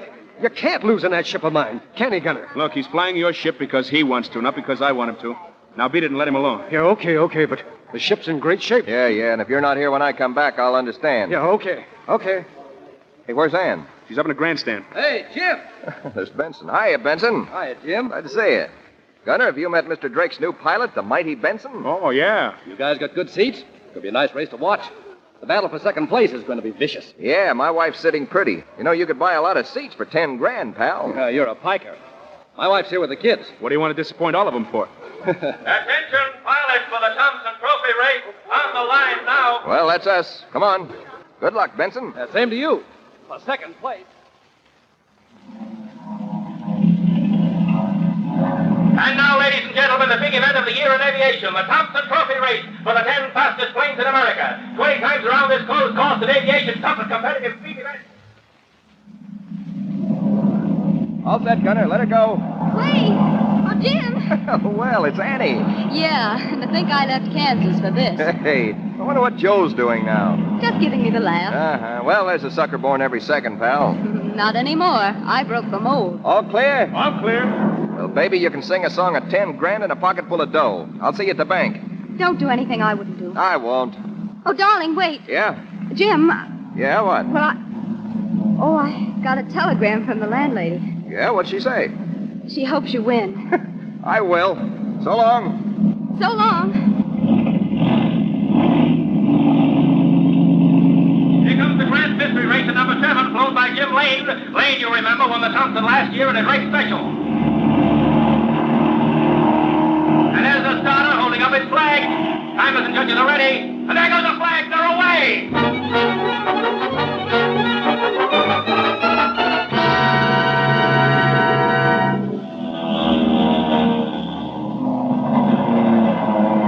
The conclusion of the 19th lap with only 10 miles left to go. Fred Benson and his race specialist still leading the field, but Jim Lane is pushing him hard. Here he comes now. He's getting very fast as they hit the straightaway. That's Lane in number 7. He's right on Benson's tail, and now he's pulling away. Lane is now out in front. There's something wrong up there. Lane's on fire. The Grand Mystery Specialist is on fire. The motor of the Grand Racer is burning up. Lane has the ship under perfect control. It looks like it's going to continue. Yes, he is. More than half a lap to go. Lane's going to gamble that his ship will hold together. It's a long chance he's taken up there. Come on, Jim. Come on down. He's on fire.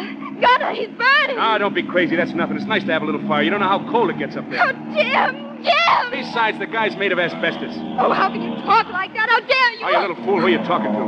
What do you think this game is, anyway? You married him without giving it a thought, didn't you? Well, if you can't take it, get out. Go on, beat it. Go hide your head and cry. Go on. I'm all right. Bless you, Gunner. He's got a good chance, Ann. He's awful good up there. Look!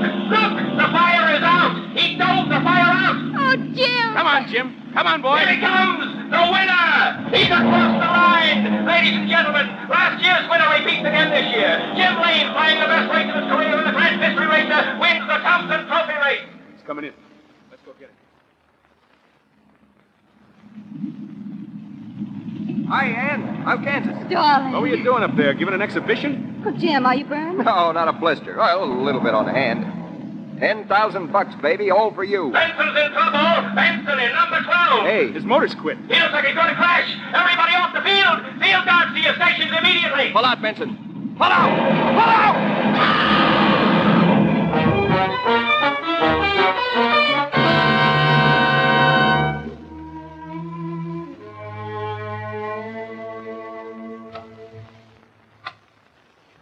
Mrs. Benson. Oh, Mr. Lane, come in. Is it all right, Mrs. Benson, or would you rather I didn't? It's all right. I don't feel the way I thought I would. I guess I was so sure it would happen sometime. How's the dough situation? Oh, we'll be all right. You're lucky in one way, Mrs. Benson. I mean, lucky that I won. You see, Benson and I were splitting if either of us came through, but I suppose he told you. You what? Yeah, didn't he tell you? No. Well, we were, so I got it cashed. Here, there's $5 grand in the envelope.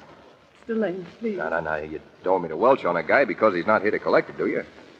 Mr. Lane, you're lying to me. But it's so beautiful of you. I do need it so terribly. I mean, the children. Sure.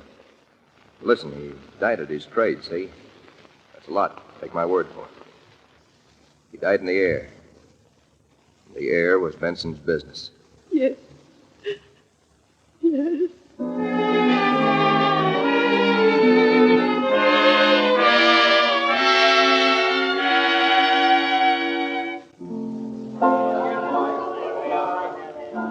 Waiter!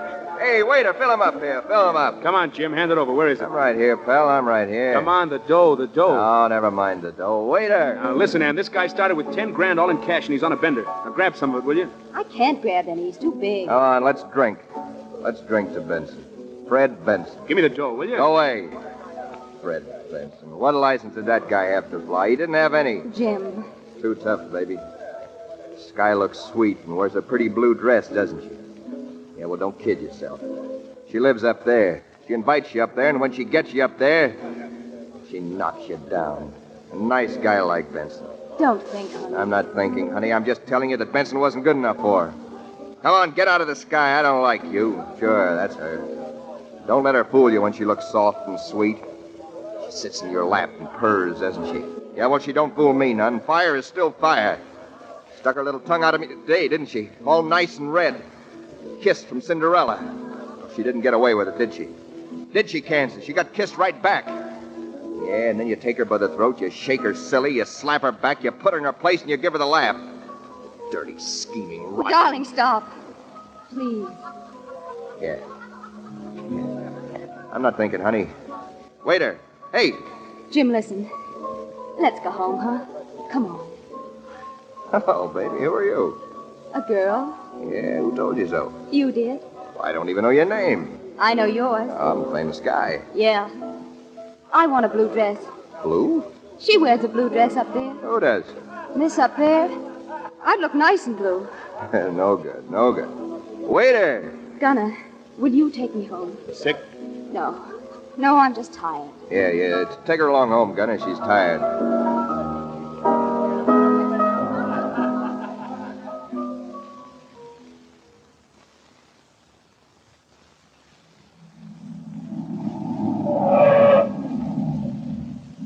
Good night, Gunner. Thanks. Good night. Now, don't worry about him. No. Well, I met her, didn't I? Who? My rival. Oh, yeah, sure. You met her. Oh, don't just shore me like that, Gunner. I tell you, I met my rival. She rides with him when he's up there. Oh. Yeah. And it's hard to cut out a girl a man loves when he's alone. He never looked at me the way he looked when he said he slapped her back into place. Yeah. I met her all right. Take care of him, Gunner. Don't worry. I'll stay right with him. And Gunner, tell him I want to be slapped, too.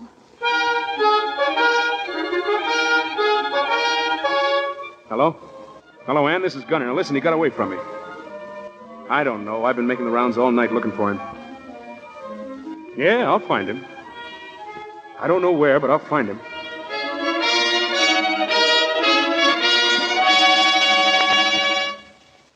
Come on. Wake up, sonny boy. Don't shake me. I'm awake. Well, you should be by now. You know what day it is? I know it's day. It isn't night. It's enough. You know where you are? No, I was in Detroit. Well, now you're in Chicago. Chicago? Chicago. Oh, I don't feel like doing that. You've been in every city but Indianapolis. Hey, where's Ann? Well, the last time I saw her, she was in Cleveland. That was 4 days ago. I had just enough dough to wire her back to New York. Oh, yeah, and speaking of dough, I suppose you've got my share right here with you, huh? Look at my pants. I did. Even the handkerchief is blown. And the vest? Ain't no vest. Where is it? That's the vest. Well, pal, it was a great race. I'm glad you won it. No dough, huh? Time to go home, isn't it? I don't know. Anyway, it's an idea.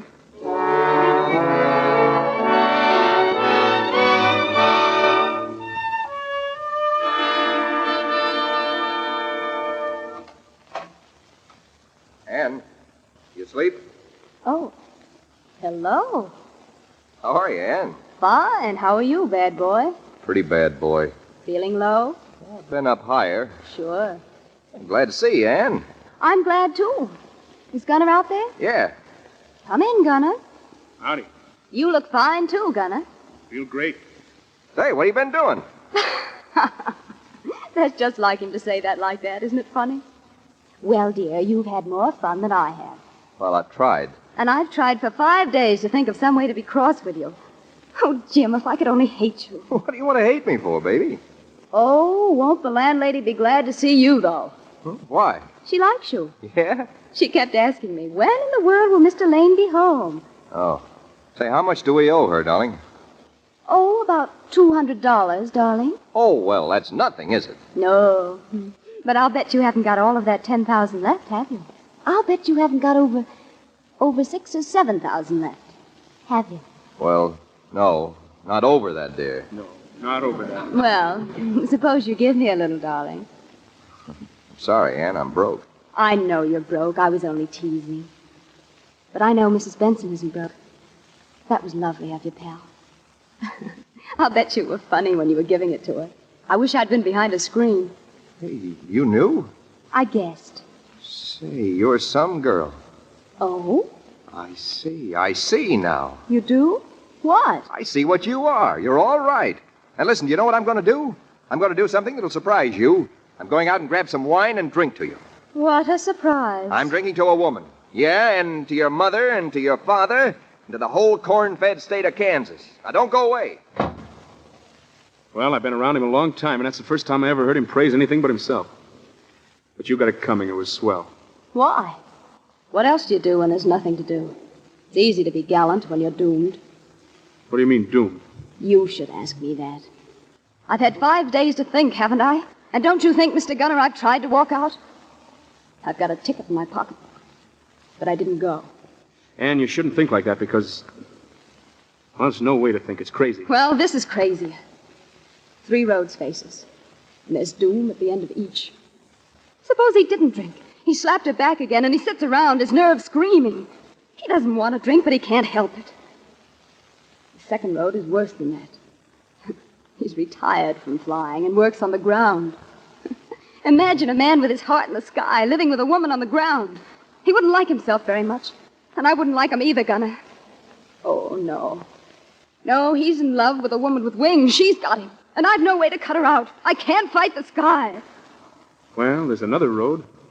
Yeah. There is. And we're on it. We go on as if nothing had happened.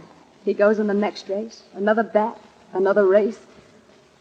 Until someday, when he's not quite so young and quick, she slaps him out. You know, don't you? Oh. I don't know. I've only had it for 10 years. And you hit it right in the nose, too. You just sit and wait for it. What do I do it for? Because there's nothing else to do. He gets you. No fun being with anybody else. Well, what's fun about waiting for someone to die? Every tick of the clock. Still living, still living, still living. What for? I won't do it. I won't love him that much. Haven't I the right to live my life without being tortured every second? Haven't I? Yeah?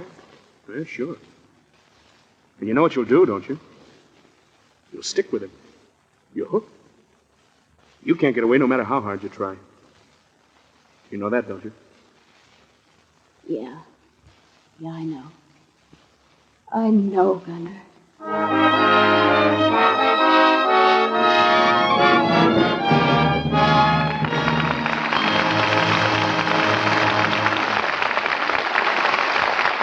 We pause now for station identification. This is the Columbia Broadcasting System.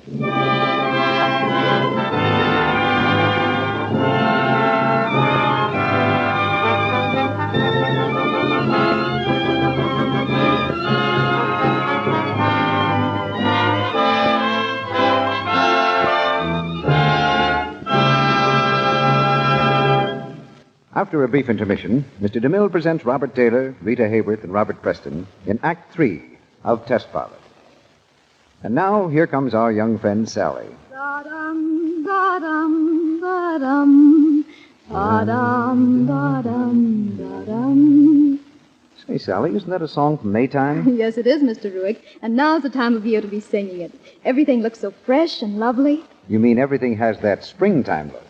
Well, you know, Sally, that's a good way to describe a lady with a Lux soap complexion. Why, it's just right, Mr. Ruick. And you might add that Lux toilet soap helps a girl to keep that springtime look the year round. Well, Sally, that's why smart girls use Lux toilet soap regularly. It's a real beauty soap. As mild and as gentle as... As a morning in May. Thanks, Sally. Yes, everyday care with this gentle soap is certainly a real investment in beauty. For Lux toilet soap is a quality product. You can depend on its mildness, its purity. When you unwrap a cake, notice how white it is, how satin smooth to the touch.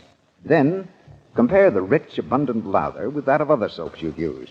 Active lather, that's so creamy and smooth, it's like a caress to the skin. 9 out of 10 lovely screen stars, you know, use Lux toilet soap. As a complexion soap, and as a delightful bath soap, too. Lux toilet soap is luxurious to use, and it's thrifty as well. Millions of cakes are sold each year, and so this fine white soap with a flower-like fragrance costs you only a few pennies. Why not let the whole family enjoy it? Get 3 cakes of Lux toilet soap tomorrow. From 83 years ago, May 25th, 1942, the Lux Radio Theater. The conclusion follows these messages on Classic Radio Theater on this Sunday.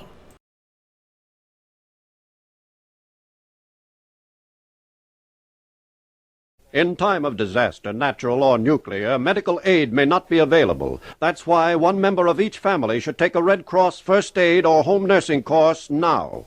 Now we wrap up this wartime episode of the Lux Radio Theater. 83 years ago today, May 25th, 1942. Now, Mr. DeMille returns to the microphone. Curtain rises on the third act of Test Pilot, starring Robert Taylor, Rita Hayworth, and Robert Preston.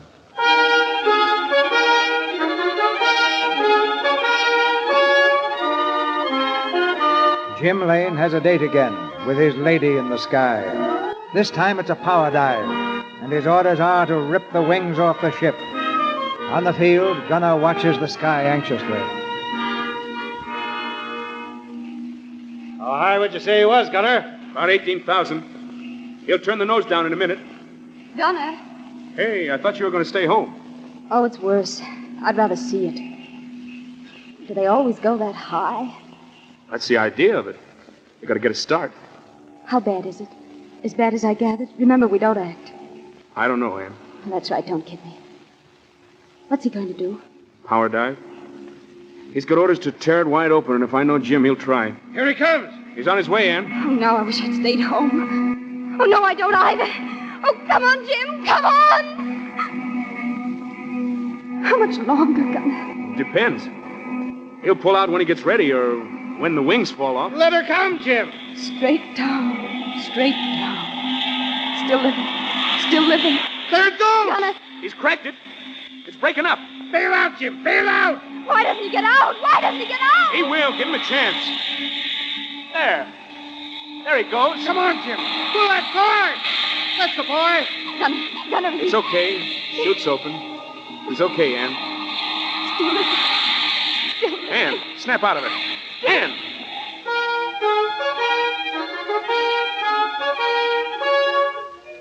Jim Lane to test new ship. Still living. Jim Lane silent on record flight. Still living. Lane flies Mercy ship to Arctic. Still living. Still living. Still living.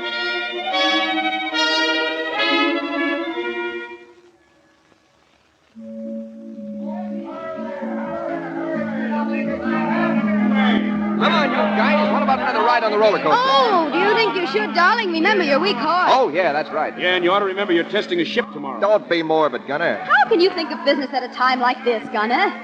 Oh, Jim, I want some peanuts. Peanuts, huh? All right, peanuts. Coming up right away. Hey, peanuts. Hey. Oh, it's wonderful to be silly, Gunner. You can't keep this up, Ann. What's the matter? I've never felt such pain. It's like the sharp edge of a knife. I'll get used to it. You'll be dead before he is. That's all right, too. I'm grabbing what I can, Gunner. What do you want me to do? I don't know. Oh, it'll be all right. I'll be okay, too, when the baby comes. Baby? Yeah. He doesn't know yet. Don't tell him, Gunner. Why not? Don't tell him, please. Okay. And don't ever fall in love, Gunner. Don't ever fall in love. Here we are. Here you peanuts. You know what goes good with peanuts? What? Outside of you? Champagne. Oh, yeah. Try and get it. Having a good time, darling? Precious. Enjoying yourself, Gunner? Adorable. Say, why don't you be gay for once and give yourself a shock? Too many roads. What roads? 3 roads. Gunner. Yeah, 3 roads. 3 roads? You're going crazy. Yeah, I guess maybe I am. Maybe you're drunk, huh? No, but I think I'm gonna be.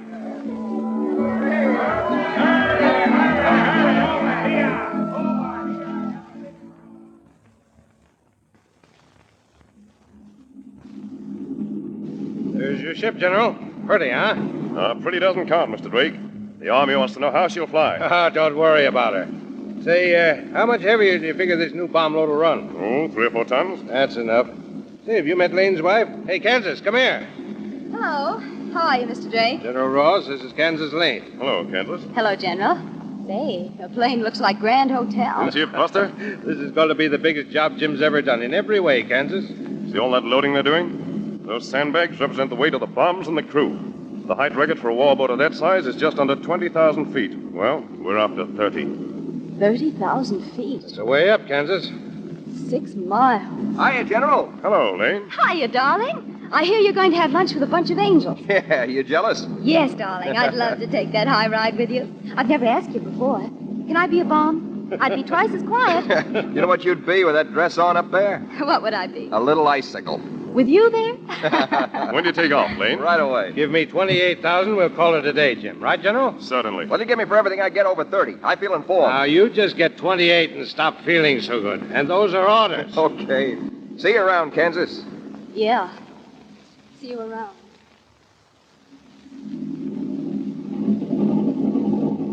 Come on, get those sandbags in there. We ain't got all afternoon.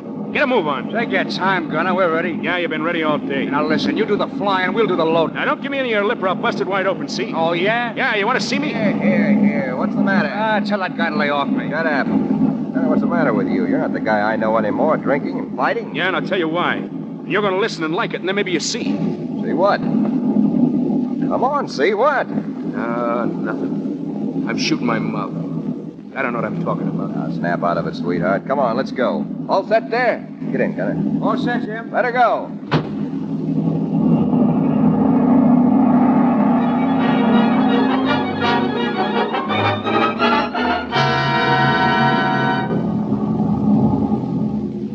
You know, for a nice fellow, you've certainly turned into a crab. I never saw anything like it. She lips nice. You'd do better if you didn't have so much weight in her. You're heavier than lead these days.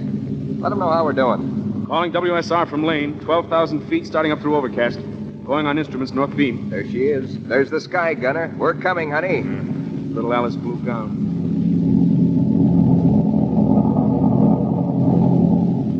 WSR Lane, new record for weight, 26,200. Manifold pressure falling.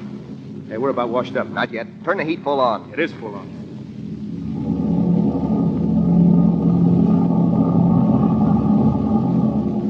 WSR Lane, 29,350. Get up there, baby girl. Get up. 29350. Hey, we're about through, Jim. She's washed. Oh, no, she's not. She's choking to death. Next thing you know, she'll fall off into a spin. 30, I tell you. Now, listen, this is high enough. What more do you want? I want 30. I won't take an inch under it.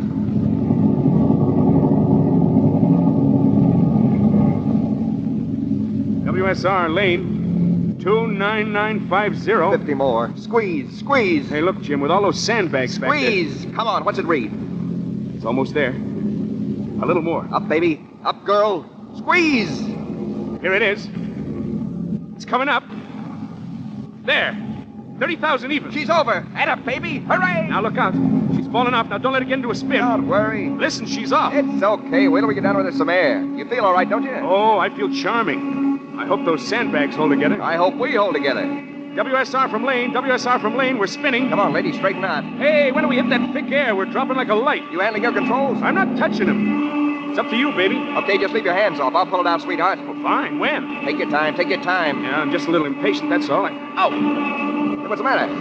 Hey, those bags, they're breaking loose. They cut me in the back. Move over here, quick. I can't. There's too much weight. It's pinning me. Stay clear of the controls. I can't move. All right. I'll get the bags out. You never make it, Jim. Can you squeeze away from the controls just a little? No. Jim, bail out. Listen. Bail out, I tell you. I can't move. It'll be okay. I'm getting them out of the way. I'll have it. Jim, please, get out. Shut up. I'm getting it, I tell you. No time. Now, Jim. There, can you move? No. An inch, just an inch. Come on, Gunner. That's it. A little more. There, it's okay. Jim, can you get it out? Hang on, Gunner. I'll bring it down flat. Watch it. Hang on. Jim!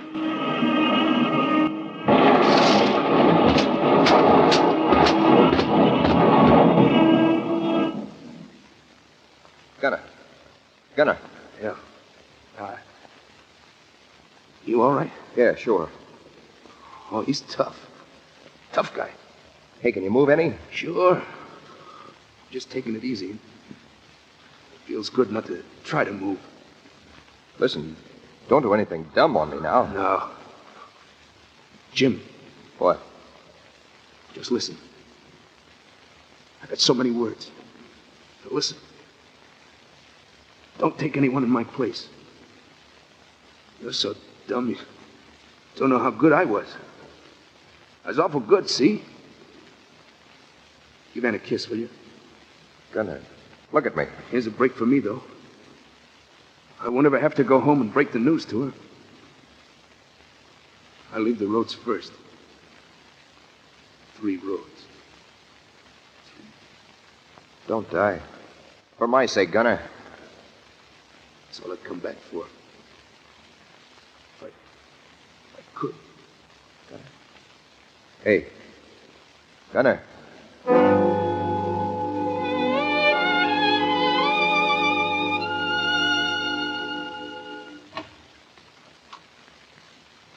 Ann, I know. I heard. he's dead. Gunner's dead.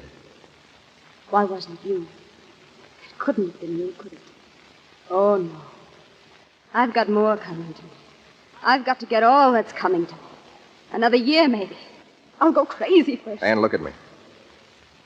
I've got a kiss for you, Ann. From him. Go on. What else? What are you going to say? Your heart's bleeding? Aren't you going to say that? My heart isn't bleeding a drop. My memory of Gunner is beautiful. I believe you. You have no heart. You don't know what pain is. He died at his trade, didn't he? What more do you want? Oh, that's great. Go back up in the sky. That awful sky. Go up there and stay. Go on. Oh, why don't you die and leave me alone?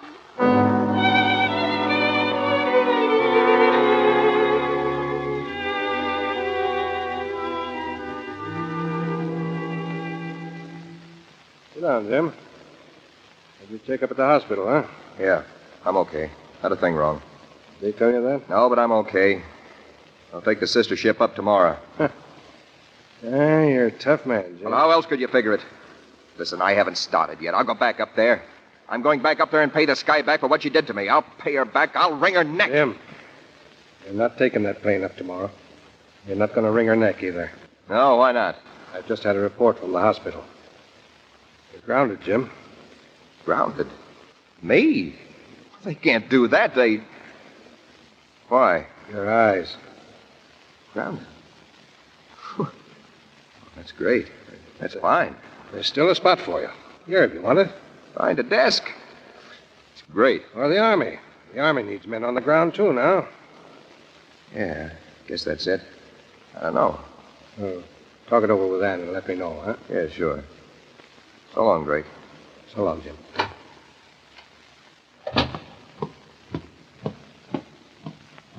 Jim. Oh, yeah? Jim, I said some awful things. I didn't know what I was talking about. I was just jealous, darling. Jealous? Of that girl of yours up there. Well, I'm not anymore. She can have you when you're flying. But when you're down here, you're mine, Jim. And don't be jealous. Don't be jealous anymore.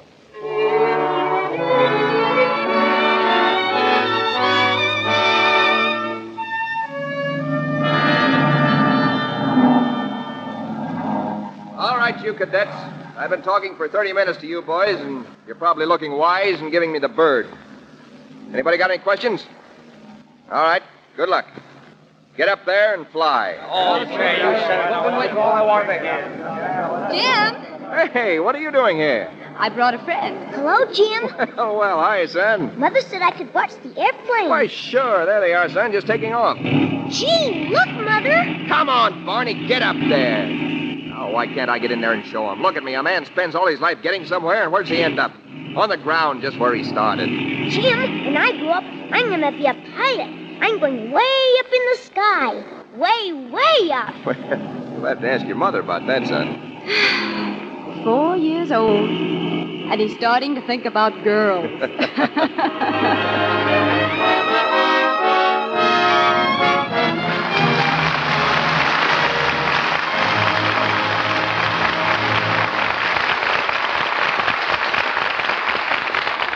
A thrilling play had a thrilling performance at the hands of Robert Taylor, Rita Hayworth, and Robert Preston. And right now, we'll ask them to step into the spotlight again. Thanks, CB.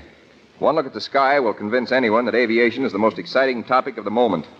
The records show that there are more planes in the air now than ever before. Sounds like we might have a traffic jam up there before long.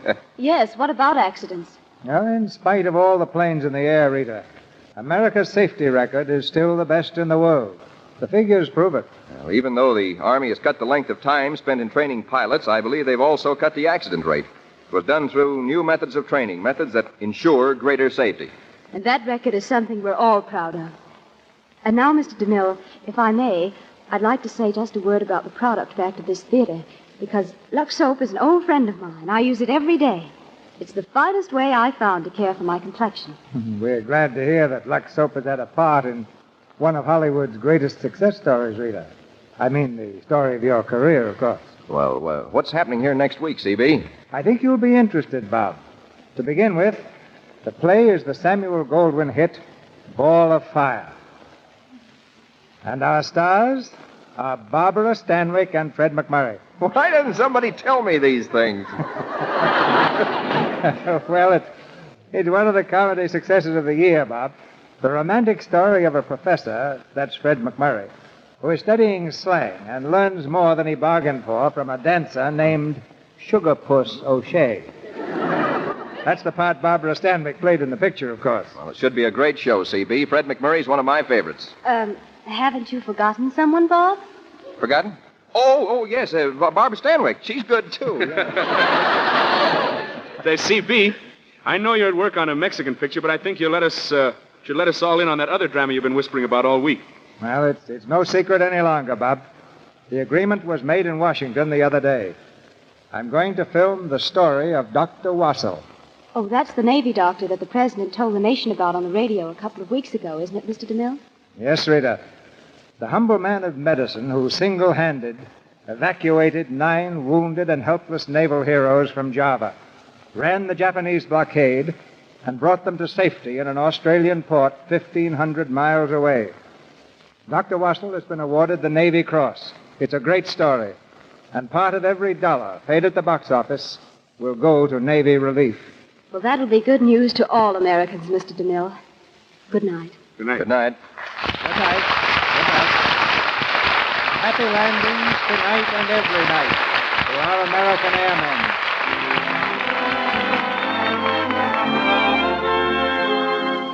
Our sponsors, the makers of Lux Toilet Soap, join me in inviting you to be with us again next Monday night when the Lux Radio Theater presents Barbara Stanwyck and Fred McMurray in Ball of Fire. This is Cecil B. DeMille saying good night to you from Hollywood.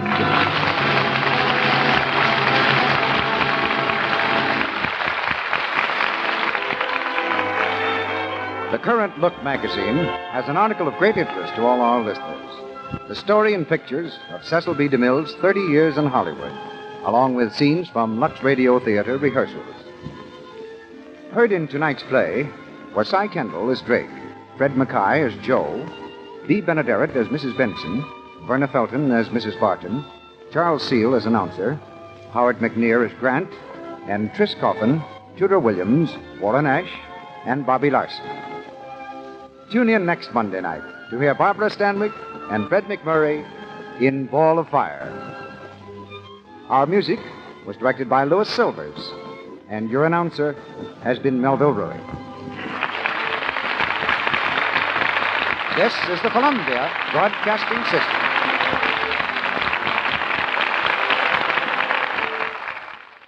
"83 years ago, May 25th, 1942, the Lux Radio Theater, here on Classic Radio Theater with Wyatt Cox. Visit our webpage to support the show. That's at classicradio.stream. Up next, we'll head to Pine Ridge, Arkansas, see what's going on with Lum and Abner.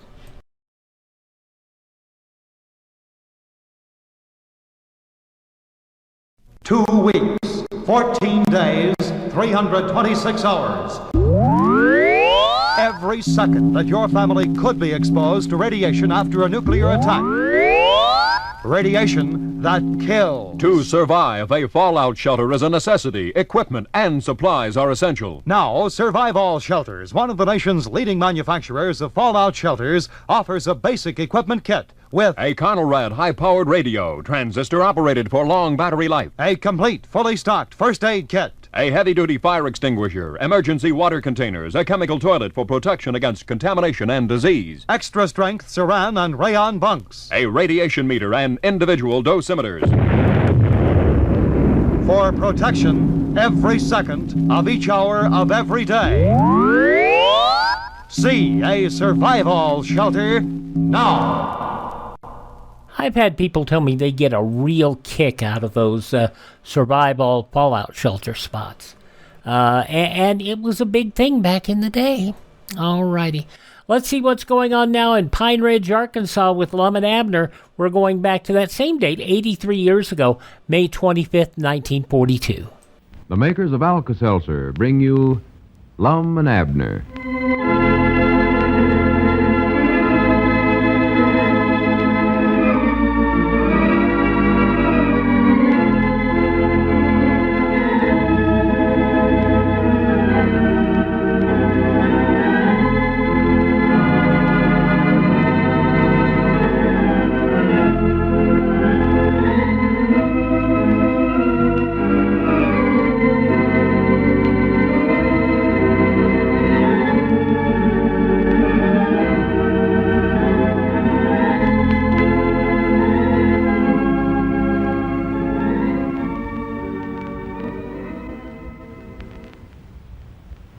Well, things were quiet and peaceful down in Pine Ridge this morning, and all the townsfolk stirred themselves and got ready to start another day's work. But how were things with you? Was all well in your home? Or did you happen to get up out of the wrong side of the bed? Well, if a headache or a touch of acid indigestion was the cause of a morning grouch, we just hope for your sake that you had a package of friendly, dependable Alka-Seltzer tablets handy. For then you had welcome relief and comfort within easy reach. Now, I could go on telling you all about all the scientific reasons why Alka-Seltzer can help you feel better fast, but actions speak louder than words. So just try Alka-Seltzer and see for yourself how helpful it can be. See how quickly and pleasantly it can ease the misery of an aching head or an upset acid stomach. Remember, you can get Alka-Seltzer at all drugstores.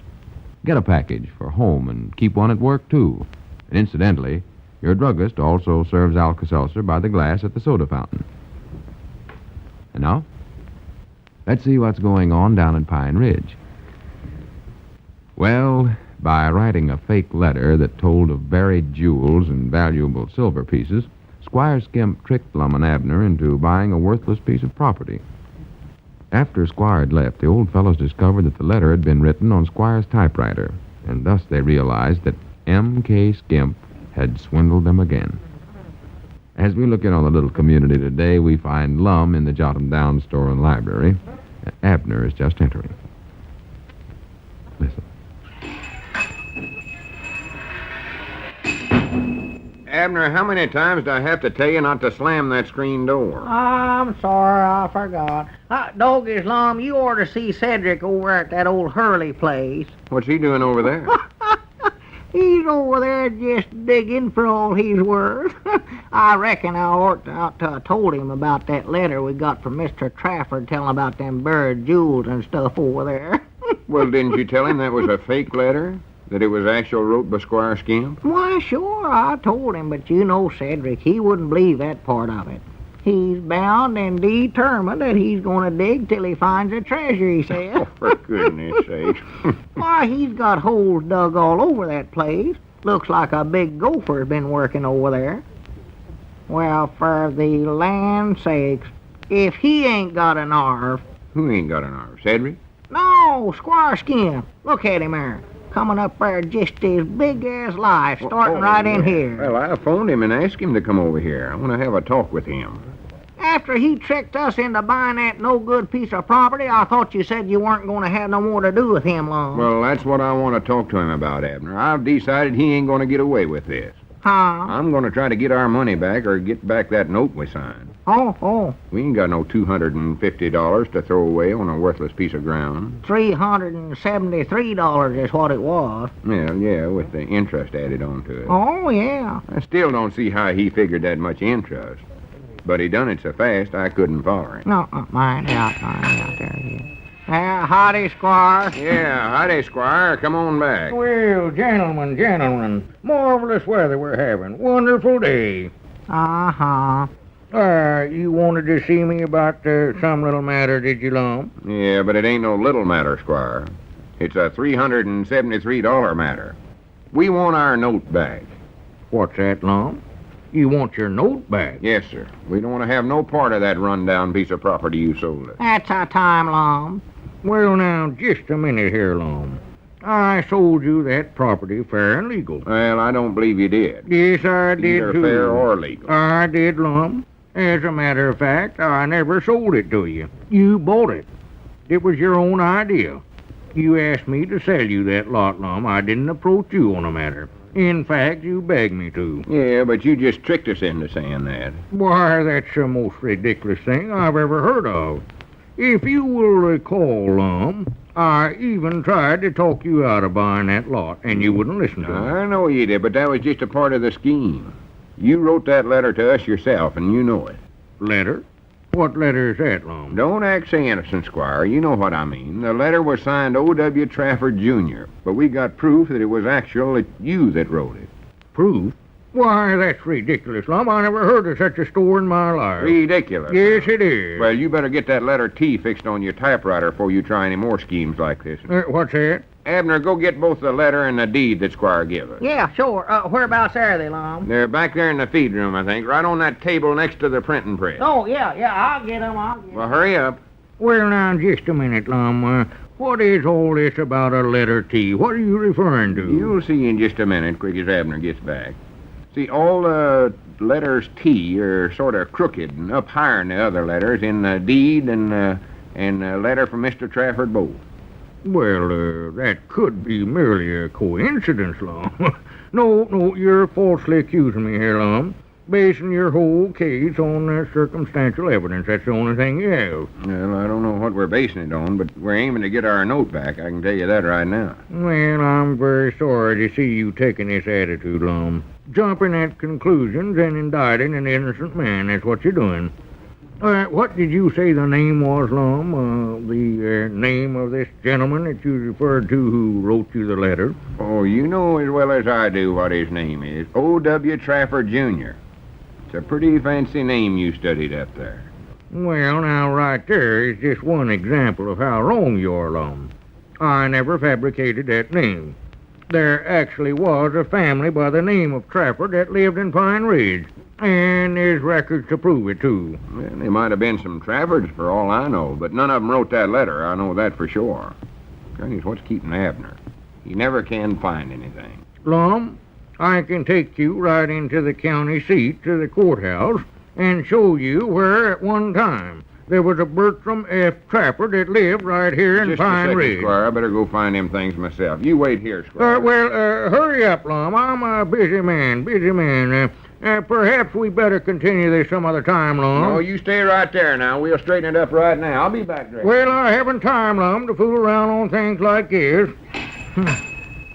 Oh, well, hello there, Cedric, my boy. Howdy, Mr. Squire. Wonderful world. Yes, wonderful world. Oh, boy. Wonderful world.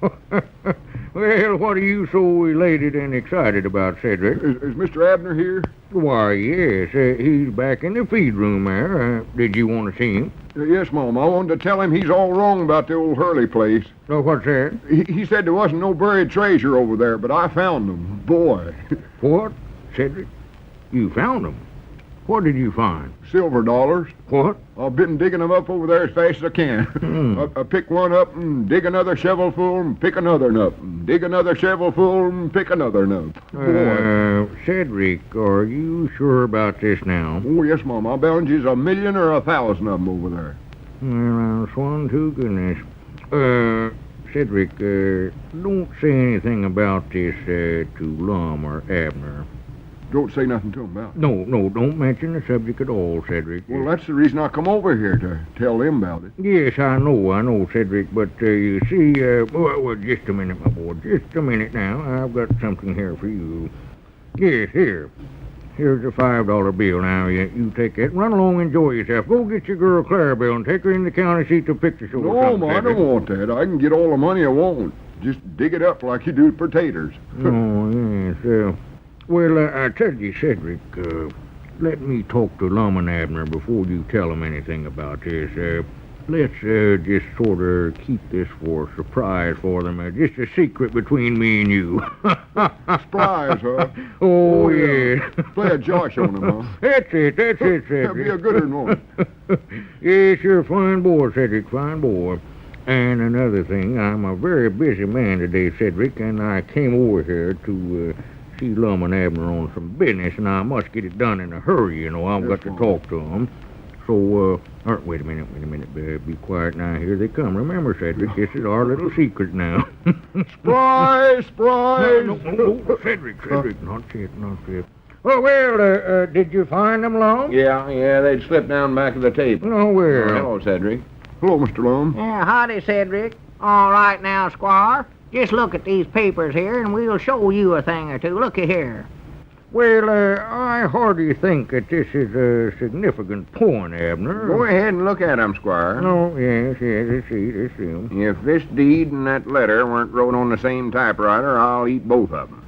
Look at them T's there. See there how they stick up higher than the other letters? Yes.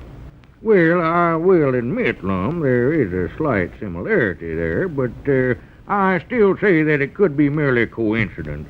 However, now, Lum, if you feel that I've done you an injustice, I'm ready to make amends. Let it never be said that M.K. Skimp ever took an unfair advantage of a friend or a customer. Now, here, Lum. Here's your note right here, and I'll just tear it up before your very eyes. Oh, wait a minute, though. Let me see if that's sure enough our note you're tearing up. All right, here, take a look at it yourself. There's your name signed and Abner's right there. That's yours, all right. Yeah, granted it is. Yes, well, I'll just tear that right up, Lum, right now before you, so you know that there's nothing wrong with it. And there. Now, if you'll return the deed to me, why, we'll call everything square. And just forget the whole little incident. Yeah, and the quicker I forget it, the happier I'll be, too. Here, take your old deed. Yes, much obliged, Lum. Well, I've got to run along now, men, but I trust we'll meet again soon on more friendly terms. Well, good day, gentlemen. Yeah, so long, Squire. So long, Squire. That doggies, he sure come across in a hurry, didn't he? You scared him, I believe, Lum. Reckon he's scared of it? I believe he was. Well, he knowed we had him as soon as we brung out that letter and the deed. Why, sure. Still, he wouldn't come out flat-foot and admit, though, that he wrote that letter. Surprise! Surprise? What'd you say that for, Cedric? Mr. Squire told me to keep the good news for a surprise for you fellers. What good news? About me digging up all them silver dollars over there at the old Hurley place. Silver dollars? You mean that you actually found them in the ground over there, Cedric? Yes, Mom. Just kept digging them up. Every shovelful I dig, there'd be another dollar there. Oh, my doggies, you hear that, Lum? Why, there must be buried treasure over there after all. If that don't beat the bugs a fight. Oh, me. Wait a minute. Cedric, did you say you told that to Squire? Yes, Mom. It was his idea about the surprise. Didn't want me to tell you. And as I see now why Squire was so anxious to buy back that property. Why, sure. Why in the world didn't you tell us before you told him, Cedric? Well, I was aiming on doing that, but he wouldn't let me. Why, that snake in the weeds. How many dollars did you pick up, Cedric? Oh, I don't know. I never counted them. Just put them in my pocket. Just kept putting them in there. Let's see here. I must have about... Doggies, I wish we'd went over and done some digging ourselves, Lum. Oh, I'll be dogged. I ain't got no dollars in my pocket. Huh? No dollars? No, Mom. I ain't even got my own lucky dollar. You know what I was doing. No, what? I got a hole in my pocket here. I was picking up the same dollar all the time. Say, folks, you ever come home after a hard day's work feeling hungry as a bear? Well, at times like that, especially if your favorite foods are on the table, it's easy to eat not wisely but too well. Then perhaps a touch of acid indigestion comes along to cause you distress. But say, if you had a package of Alka-Seltzer tablets in your home, then you'd have quick, comforting relief right there handy. For when you take Alka-Seltzer for that upset stomach, it can help you feel better fast. You see, Alka-Seltzer does more than just reduce excess gastric acidity. It also actually helps relieve that full, stuffy, uncomfortable feeling as well. So be wise and try Alka-Seltzer when you're troubled with an occasional touch of acid indigestion, won't you? Now, if you haven't got a package of Alka-Seltzer tablets in your home, get one quickly from your nearest druggist.